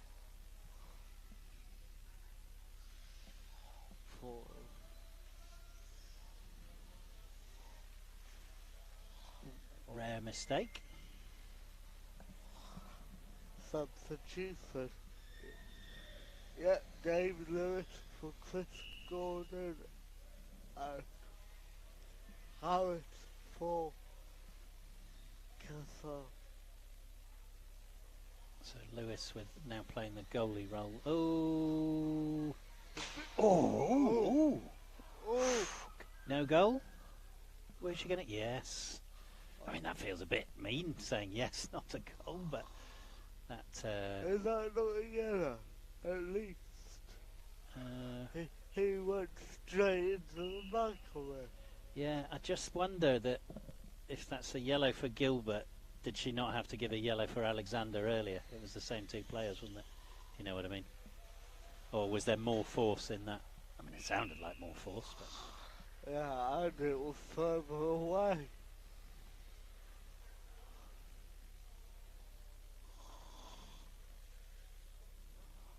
Looked like Gilbert got away with that one. yeah. If I were Kyle, I would not be happy with that decision.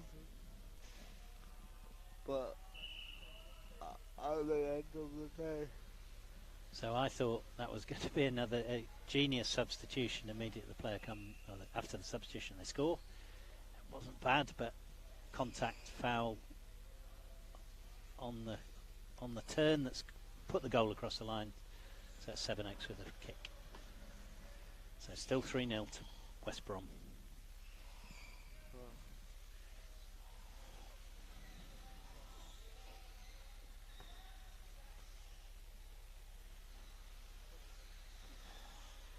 Gilbert just putting it beyond Harrison there.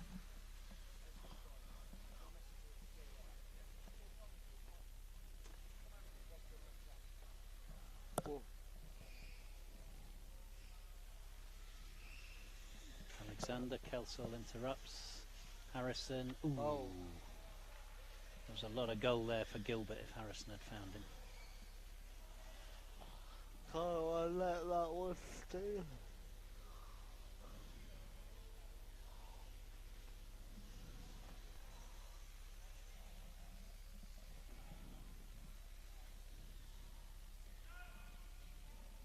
So obviously, Chris, the playing weekends are quite intense. Yeah. And a team would have 3 or 4, or 4 to 5 games usually. Yeah. There's 28 games played overall. When you get back, do you watch all the matches? Or do you pick your favourites, or you've had enough? You don't watch it again? Yeah. We do. As individual players, we say down at our responsibility to go down and watch. Maybe not all the games, but some of the games, to pick out what we did well and what we need to do better and work on that training. Right, that's good. A lot of work outside the game, isn't it? I mean, that's hours of footage. Yeah, but it's good now because, like, thanks to you and Alex, you can now video this so we can go back and look at it. Well, that's nice of you to thank us. It was always done with the players and coaches in mind, actually. Although we try and make it a supporter experience. One of the reasons we ended up with a camera angle above the court was because the players said it gave them a better view of the game to analyse. Yeah.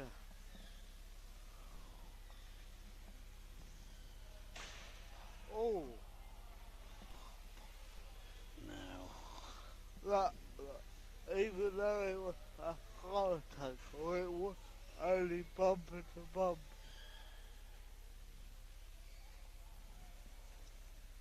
And bumper to bumper is allowed, isn't it? I mean, this excessive force isn't allowed, but the 2 bits of the chair that are allowed contact are the playing bumper, aren't they? Yeah. Only see well on the chair, you got 2 different colours on the bumper. Yeah, I'll just see if I can zoom in there. So if we're on Lewis's bumper at the moment, got blue on the front and white on the back, and the blue bit is the contact surface. Last time we see where they hit the player to determine what the punishment may be for that challenge.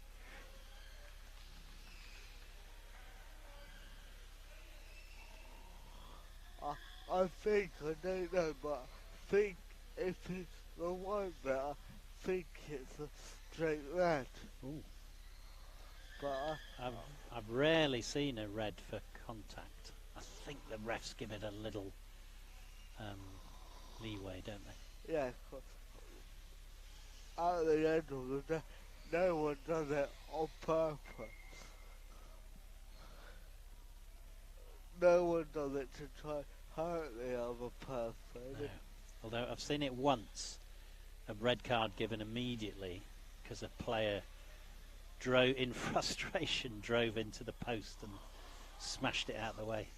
Oh yeah, that was last year. It was for you here. Yeah. We won't name the player. No.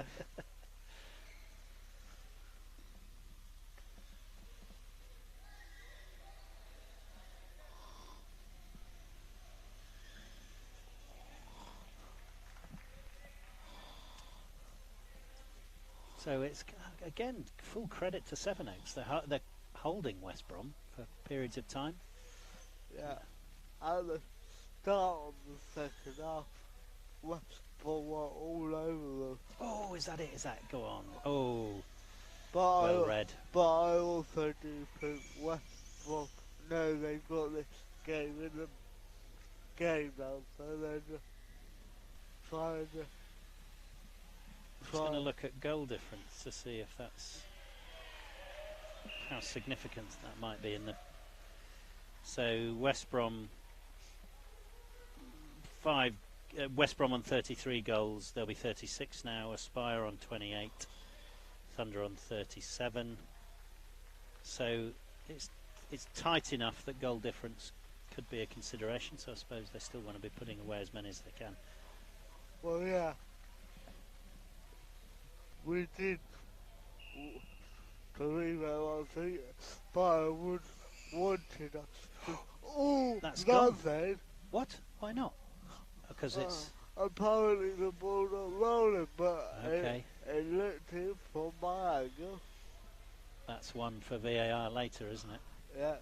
I wonder if that will ever get introduced into this game at some point. Well, of course, we have some footage on. I suppose, particularly Chris, what we've got is the cameras at one end of the court, so you get very good footage at one end, less so at the other. We have had a chat with the refs about putting cameras in the poles, in the goal poles, because now the poles are much more robust. You can have tiny cameras that would sit there, but the refs would have to be able to access it very quickly. You wouldn't want the game stopped for long while, I mean, everyone knows what VAR does to the running game and slows it down a bit on occasions. You'd have to allow probably another 10, 15 minutes onto every game just so it keeps running smoothly. Yeah. And actually, the occasions are very rare when there's a dispute, because often people would come and say, "Oh, can I see footage of X, Y, and Z?" There's 200 games a season plus across the Championship and the Premiership. There's only a tiny handful of games where people ever go and look at the footage again and go, "Oh, that was a wrong decision."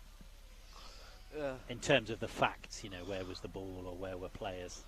It's just frustrating because we had one goal today that was 50-50 really. Could have gone either way. Yeah. Sadly, it didn't go our way, but you also had the same, didn't you? Boulding put the ball over the line, and Ewins was deemed behind the line. He was behind the line, but equally the ref could have given that if they weren't quite paying attention, because the ball was very, very close to the line when Ewins, the keeper, touched it, and it was an indirect free kick, so it had to be touched before it went over the line. yeah, I couldn't quite see it, but that was at the point where it was still 0-0. It was, yeah, so an So important decision. I think John Bowden was just trying to. I think he was hoping it was going in.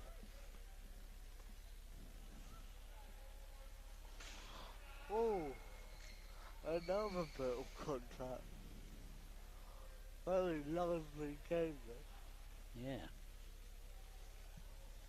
So, I mean, who's been the standout player? Do you have to give it to the hat-trick maker? It's been pretty evens otherwise, hasn't it? Well, I would say definitely Marcus Housen for West Brom. And I would say overall for 7-8, Kyle has been very good. Yeah. Kyle and Alexander and Bestwick at the back there, they have both been very good to not leak so many goals on there. I mean, 0-0 in the second half against one of the best teams in the country, and you're a person down. Oh, are we going to... we cursed it, Chris. Commentators curse. So Gilbert makes it 4-0. So it doesn't change our decisions, doesn't change the complexion of the game, but unfortunately 7-X didn't quite make the second half without conceding. So 4-0 now to West Brom. I think the match clock is close to 0. Chris Gordon is going to get yellow card. What for? Why is he bothering? Because he come onto the field and play when he scored to talk to the player.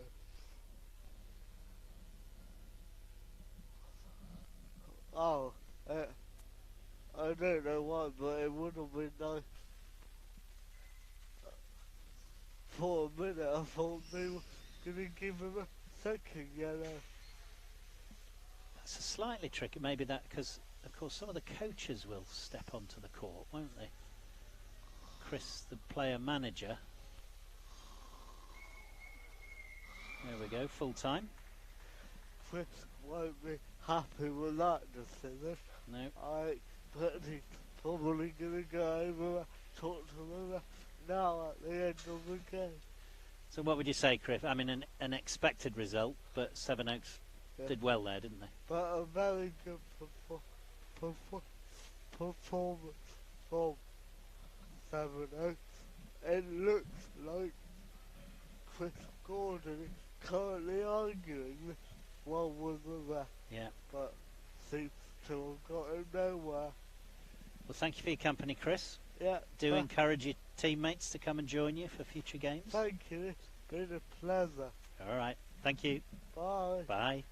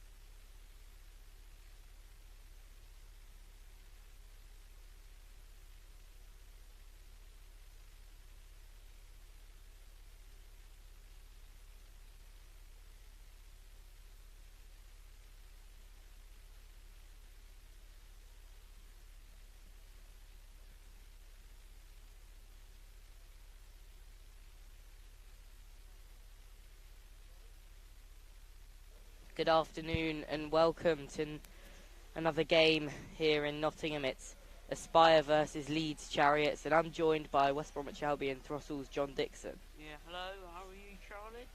Not too bad, how are you? Yeah, I'm alright, thanks. There we go, just move it a bit closer. So, what do you reckon of this one? I think it's going to be a close encounter, this one. Two very good sides. They both like to attack the ball. So it should be an interesting game, this one. Yeah, and it's battles between the two have drawn attention in previous years. Leeds pulled off a shock win against Aspire last season, and you feel that if Aspire aren't at their very best, Leeds will punish them. Yeah, you feel it'll be a good battle between John Baldwin and Dan Rigby in the middle. They usually have a good contest. So we're underway, and that battle has already started. Line up for Aspire is Tom Kelly in goal. It's John Boulding in the middle with Rosie Hodgson on one wing and Dan McClellan on the other wing. And that's already an opportunity for Leeds out wide, which is squandered in the end. See, Leeds are already on the front foot, and that's usually how they like to play their game. The lineup for Leeds is Jack Britton in goal. It's Dan Rigby in the centre with Logan Mitchelson on one wing and Harrison Taylor on the other. Nice pass in here from Aspire. Oh, that's unlucky, that one. Scuffed a little bit, and it's a 2-on-1 as well, so it was going well, but broke down a little bit for Aspire there. Opportunity for Leeds to get rid of some of that pressure. I feel that Leeds are a team that grow into games typically. You know, if you score an early goal against them, you tend to win, but if you don't, then they can frustrate you and pull off a late goal as Hodgson takes it in her stride and then looks to spin it across. A little bit of tech is in the commentary box.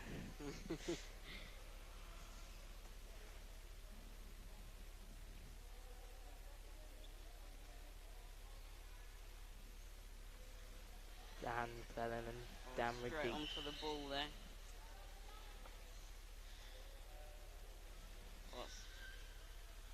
Nice little move here from Aspire. They're looking to pull Leeds out of position. Oh, that's a good block by Dan there.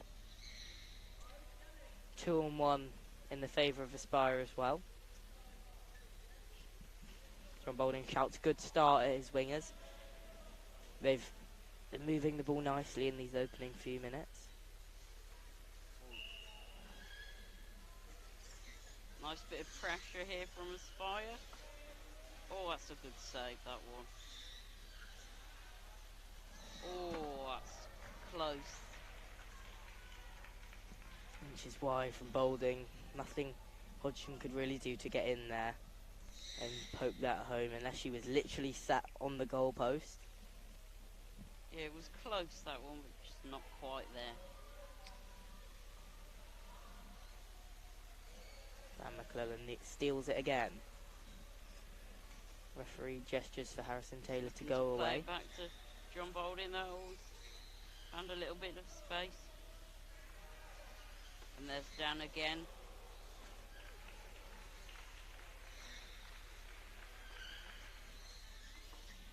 And there it is, it's 1-0 already.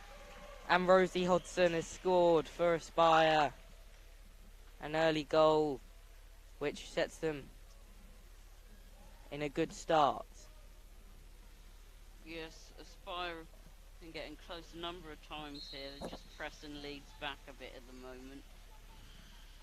It's the camera gallery here, Charlie. I think that's Rosie's 4th consecutive goal for Aspire, isn't it? Yes, she scored a hat-trick, Rosie Hodgson, against Bournemouth this morning, and then second half hat-trick at that, and then is now put Aspire 1-0 up here.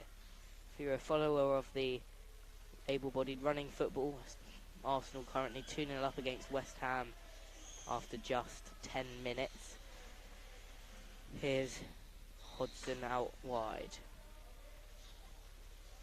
So, of course, they're two teams that are top of their league, aren't they, Charlie? Aspire top of the Power Chair Football Premiership Arsenal top of the running football Premiership.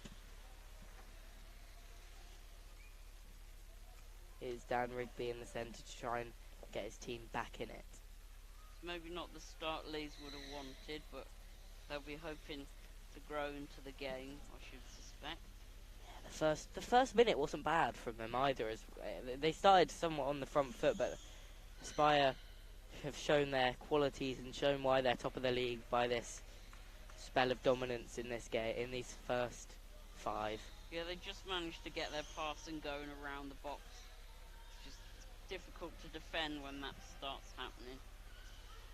That is the strength of Aspire. That is their passing team, and there's contact given in the favour of Leeds, and John Boulding obviously agrees because he nods his head at the referee, which is not something you see a lot. John Boulding appreciating the work of referees.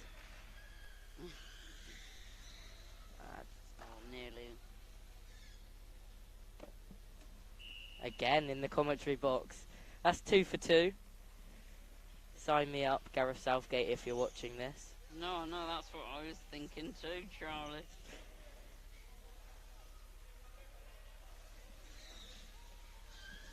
Ooh, John Boulding and Harrison Taylor meet in the middle.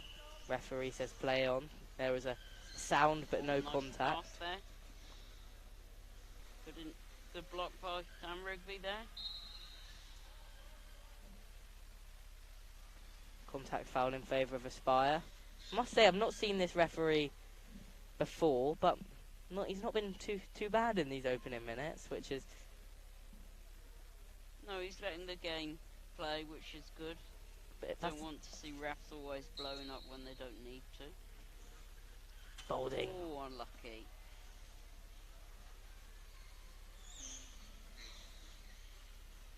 Rigby's just gonna...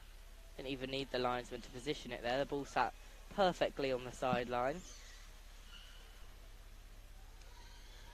And Aspire are really on it here, which is such a big difference from their first half against Bournemouth earlier. They were miles off it in that first 20 minutes, but Yeah, they've... saw it was 0-0 for first half. That was surprising. Bournemouth did play well defensively, but Aspire didn't test them nearly enough in that first half. But they ended up getting the win, getting 3 points, and that is the general philosophy. It doesn't really matter how you win games. If you win a game of football, that's 3 points on the board and keeps you top of the table. Yeah, when you're fighting for titles, you'll take any points however they come.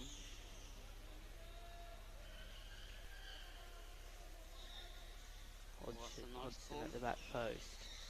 Dan Rigby's there. Oh, John and Dan didn't communicate enough there. Can't see. I know Thunder are playing on the opposite court. I don't know who they're. Oh, they're up against Brighton, 3-man Brighton. That's a tough game for Brighton. Yeah, it seems to still be 0-0 on the scoreboard over there. Hodgson looks to flick it across.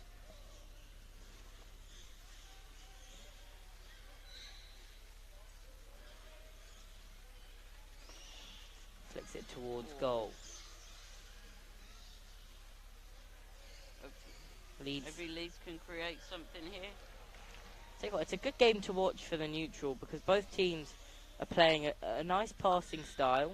They're not on either side sitting and camping behind the ball. Both sides trying to get the ball moving, and that is when the sport is at its best. As Rigby. Yeah, it's what you want to see, really. You want both teams having a good go at trying to score. A heavy battle between Hodgson and Rigby, but well played in the end. Nice little move here from Leeds. Well, that's unfortunate, that one. The ball's gone straight out. So 1-0 as the scoreboard's just been changed. Still a courtside one at least. McClellan fires it across to Hodgson, who flicks it move towards here. goal. And looks to... Oh, and was close you- for a spire there. That's well Dan played Rigby's from there. Mitchelson. You never know in that situation when you have that front bumper and it's coming back to you with pace. You don't know. It's always ricochet somewhere you're not expecting.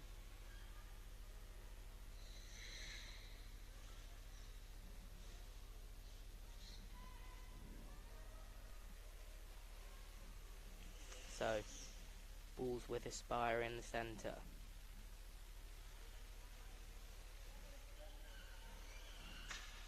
McClellan plays it around the corner. Hodgson flicks towards goal. Nice interception from Logan there, taking it up the wing.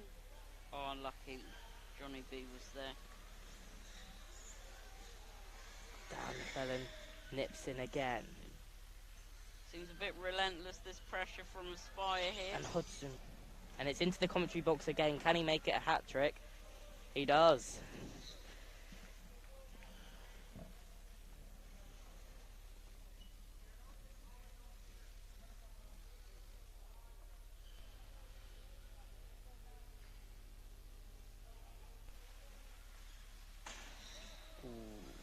Hodgson flicks it towards goal right in the and makes it corner there. 2. Not the start Leeds would have wanted to this game.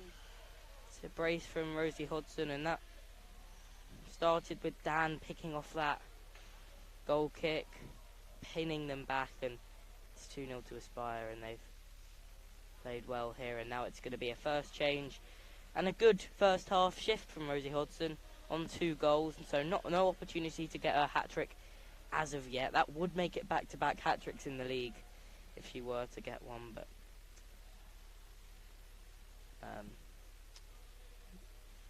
taken off here for Brad Bates. Still 0-0 over on the other game, so results from an Aspire point of view at least, a pleasant viewing at the moment. Yeah, you would have probably expected Thunder potentially score by now, but I mean, when we played Brighton, they're a solid team defensively. They don't make too many mistakes. Especially because they've got 3 players this weekend, I think, Brighton, so... Yeah, it can be sometimes quite hard to break down through when they're trying to sit back a bit more. Oh, now the ball from the opposite court is into the commentary area. Honestly, we're very popular today. Oh no.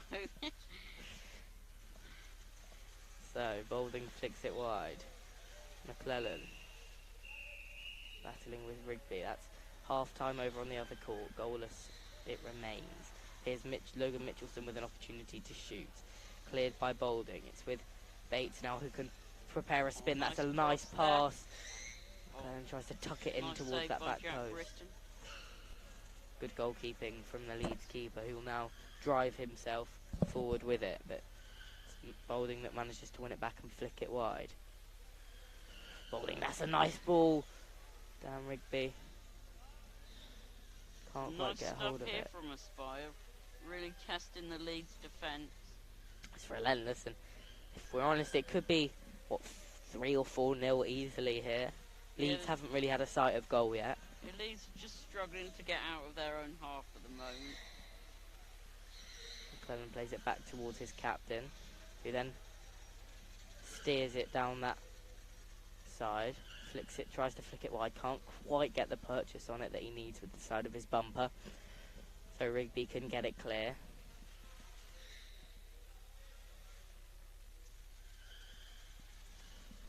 Leeds do have a goal scoring game in them though. I remember earlier this season they were beaten with the last kick of the game 4-3 by West Brom earlier this season.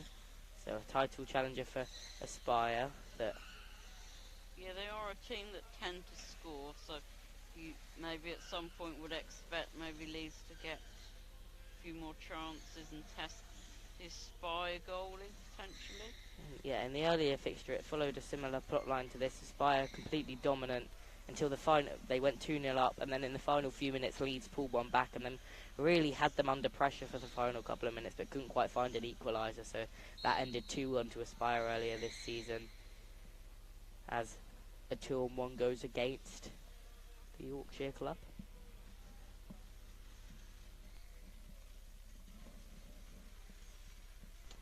What's your game plan if you're Leeds here then, John? What are you doing? So I just think for now you've got to make sure don't make any mistakes and potentially try and catch Aspire on the break, I think, at the moment.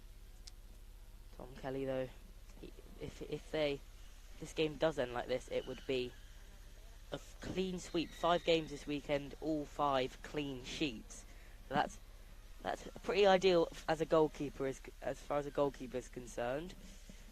He doesn't tend to get beaten very easily, Tom Kelly.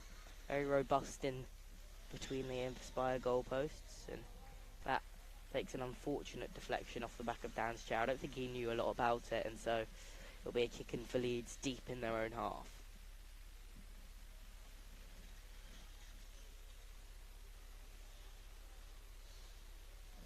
Leeds try and get out of their own half here. Dan does well, then he's met by Johnny B. Here is John Bolden. The 2 England players going at it. The 2 Dans, Dan Rigby and Dan McClellan, were both at an England youth tournament last week up in Scotland.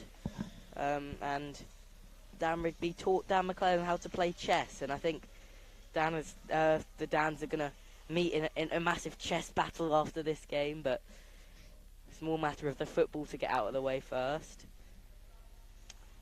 Tom Kelly, Dan McClellan, Kyle Alexander were all the students of chess master Rigby last weekend up in Largs.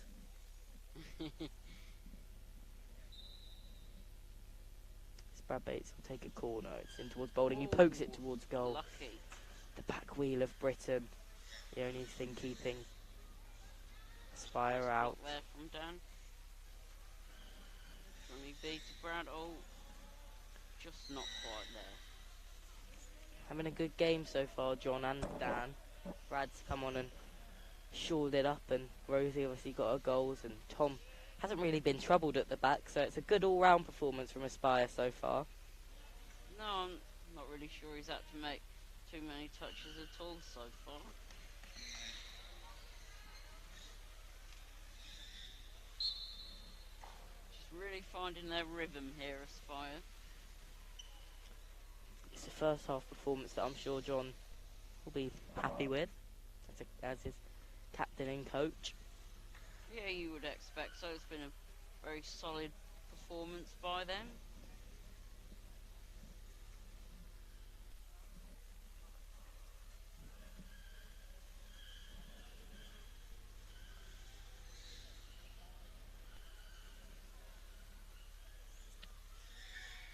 Leeds with possession here. Logan Mitchelson takes it down the wing. Oh, not quite where he wanted that.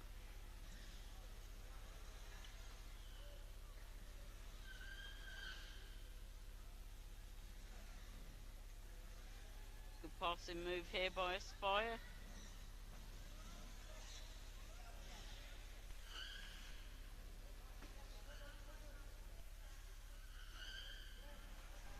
They're just having to soak up the pressure a little bit here, Leeds. We're hoping they can Aspire a bit more later on in the game. That was nearly an excellent ball across from Brad Bates. Just the back wheel, keeping him from setting down McClellan on a plate.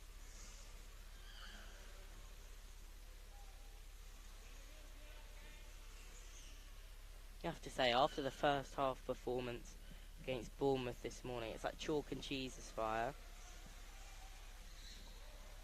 Yeah, I'm sure Johnny B must have had a few words. Yeah, I don't think he held back on his criticism of his side.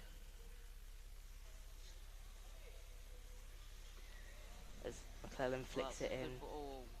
Unlucky that one. Yeah, it's going to be tough to call this year who lifts the trophy. It's really quite tight, the top 3. As it stands, there's nothing that if Aspire win this, there's nothing any side can do to knock them off the top of the table for this weekend. So they'll have the top of the league for at least the next month or so. There'll still be all to play for on the last 2 weekends. Because the only 2 sides out of the top 3 that have met each other have been Aspire and Thunder. They've met once yesterday. Aspire won 2-0. So Aspire still have to play West Brom twice, Thunder once, and then West Brom still have to play both sides twice, and Thunder Aspire once and West Brom twice. So It's going to be a hard one to call. it is. It's essentially in the hands of any team. But if Thunder drop more points here and they're still 0-0, you think that they may make it a lot more difficult for themselves. Yeah, we played them earlier today in a very entertaining 2-all. I saw that. That was a great game. And there it is, Lovely 3-0. finish. And that kills it off pretty much just before half-time, doesn't it? Yeah, you would think so. You would. It's a great time to score from an Aspire perspective.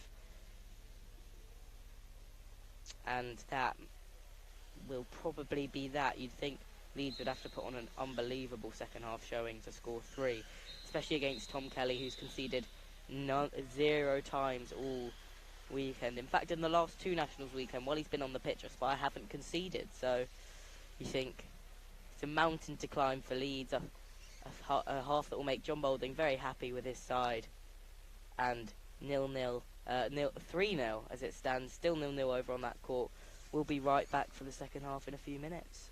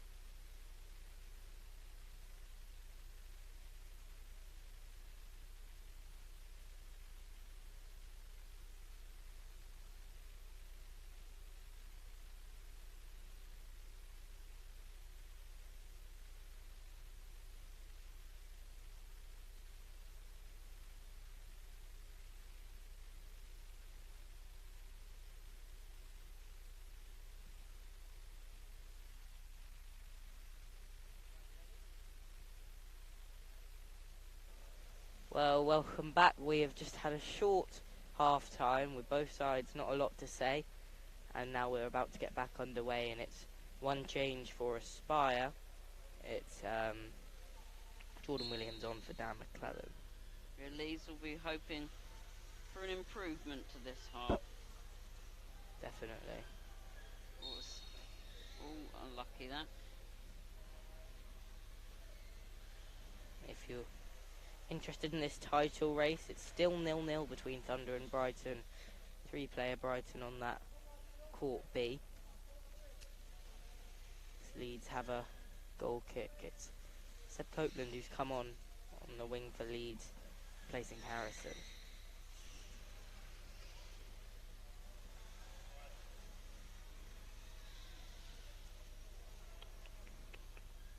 Brad wins his team a kick in, deep inside Leeds half. Played in towards John Boulding, who tries to flick it towards the back post for Jordan Williams, ends up losing out, and then the attack breaks down for Aspire.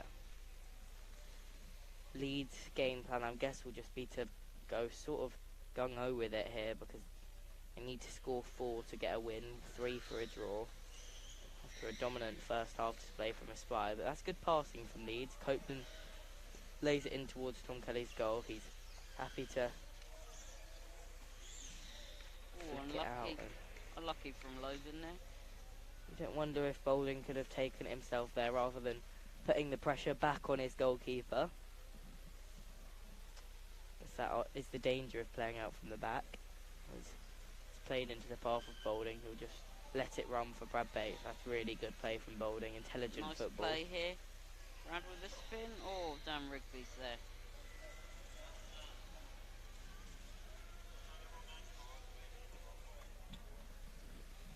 Oh, he's missed it. The 100% record ends. Ball came into the commentary box and span away. Devastating. Oh, it was so close. You can see the sadness in my eyes as the ball rolled away. Good here from Here's Dan Leeds. Rigby. His shot straight into the middle of Boulding and Kelly. Copeland's pass just behind Dan Rigby. You would expect Leeds to try and play a bit higher up the pitch this half, given their 3 goals down. Yeah, but at the end of the day, against Aspire, if you can't get a good hold of the ball and Aspire are constantly able to break down your press there, there's not... you could arguably say Aspire are the best passing team in the league, so once they get the ball moving, it's very hard to stop it, you know. Yeah, it's a difficult one. I mean, you don't want to sit too far back and be soaking up pressure, but neither do you want to be too far forward. Boulding. Written with the intervention.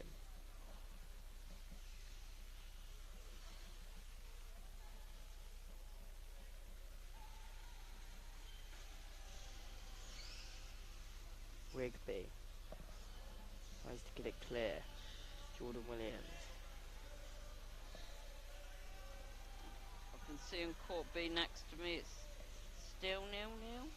Jeez, that's getting late in the day for Thunder to try and get anything.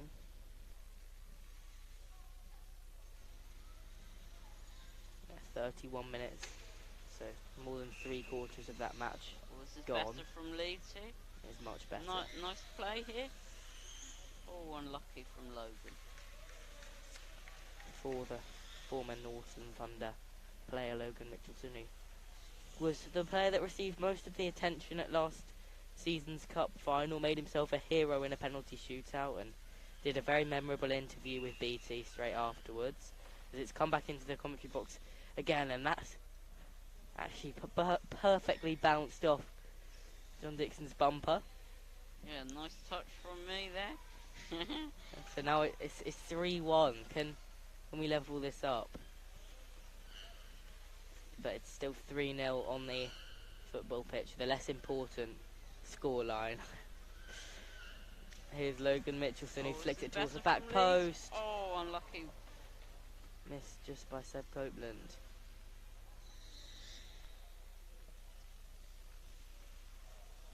been better from Leeds in this second half, playing more how we would expect them to.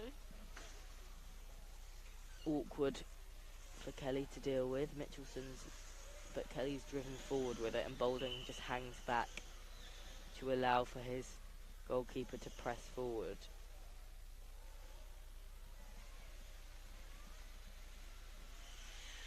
Here's Logan against Johnny B.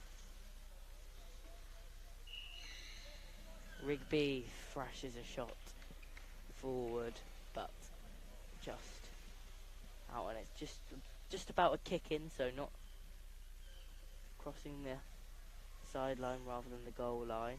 As here's Mitchelson again. Leeds definitely have improved. Logan looking for Dan here. Oh, Pass unlucky. isn't good enough.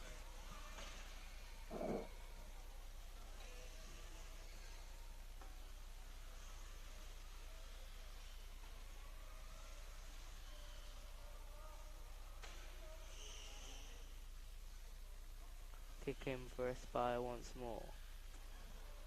You said you've got, for Throttles later, you've got a game against Nottingham. How's your weekend been?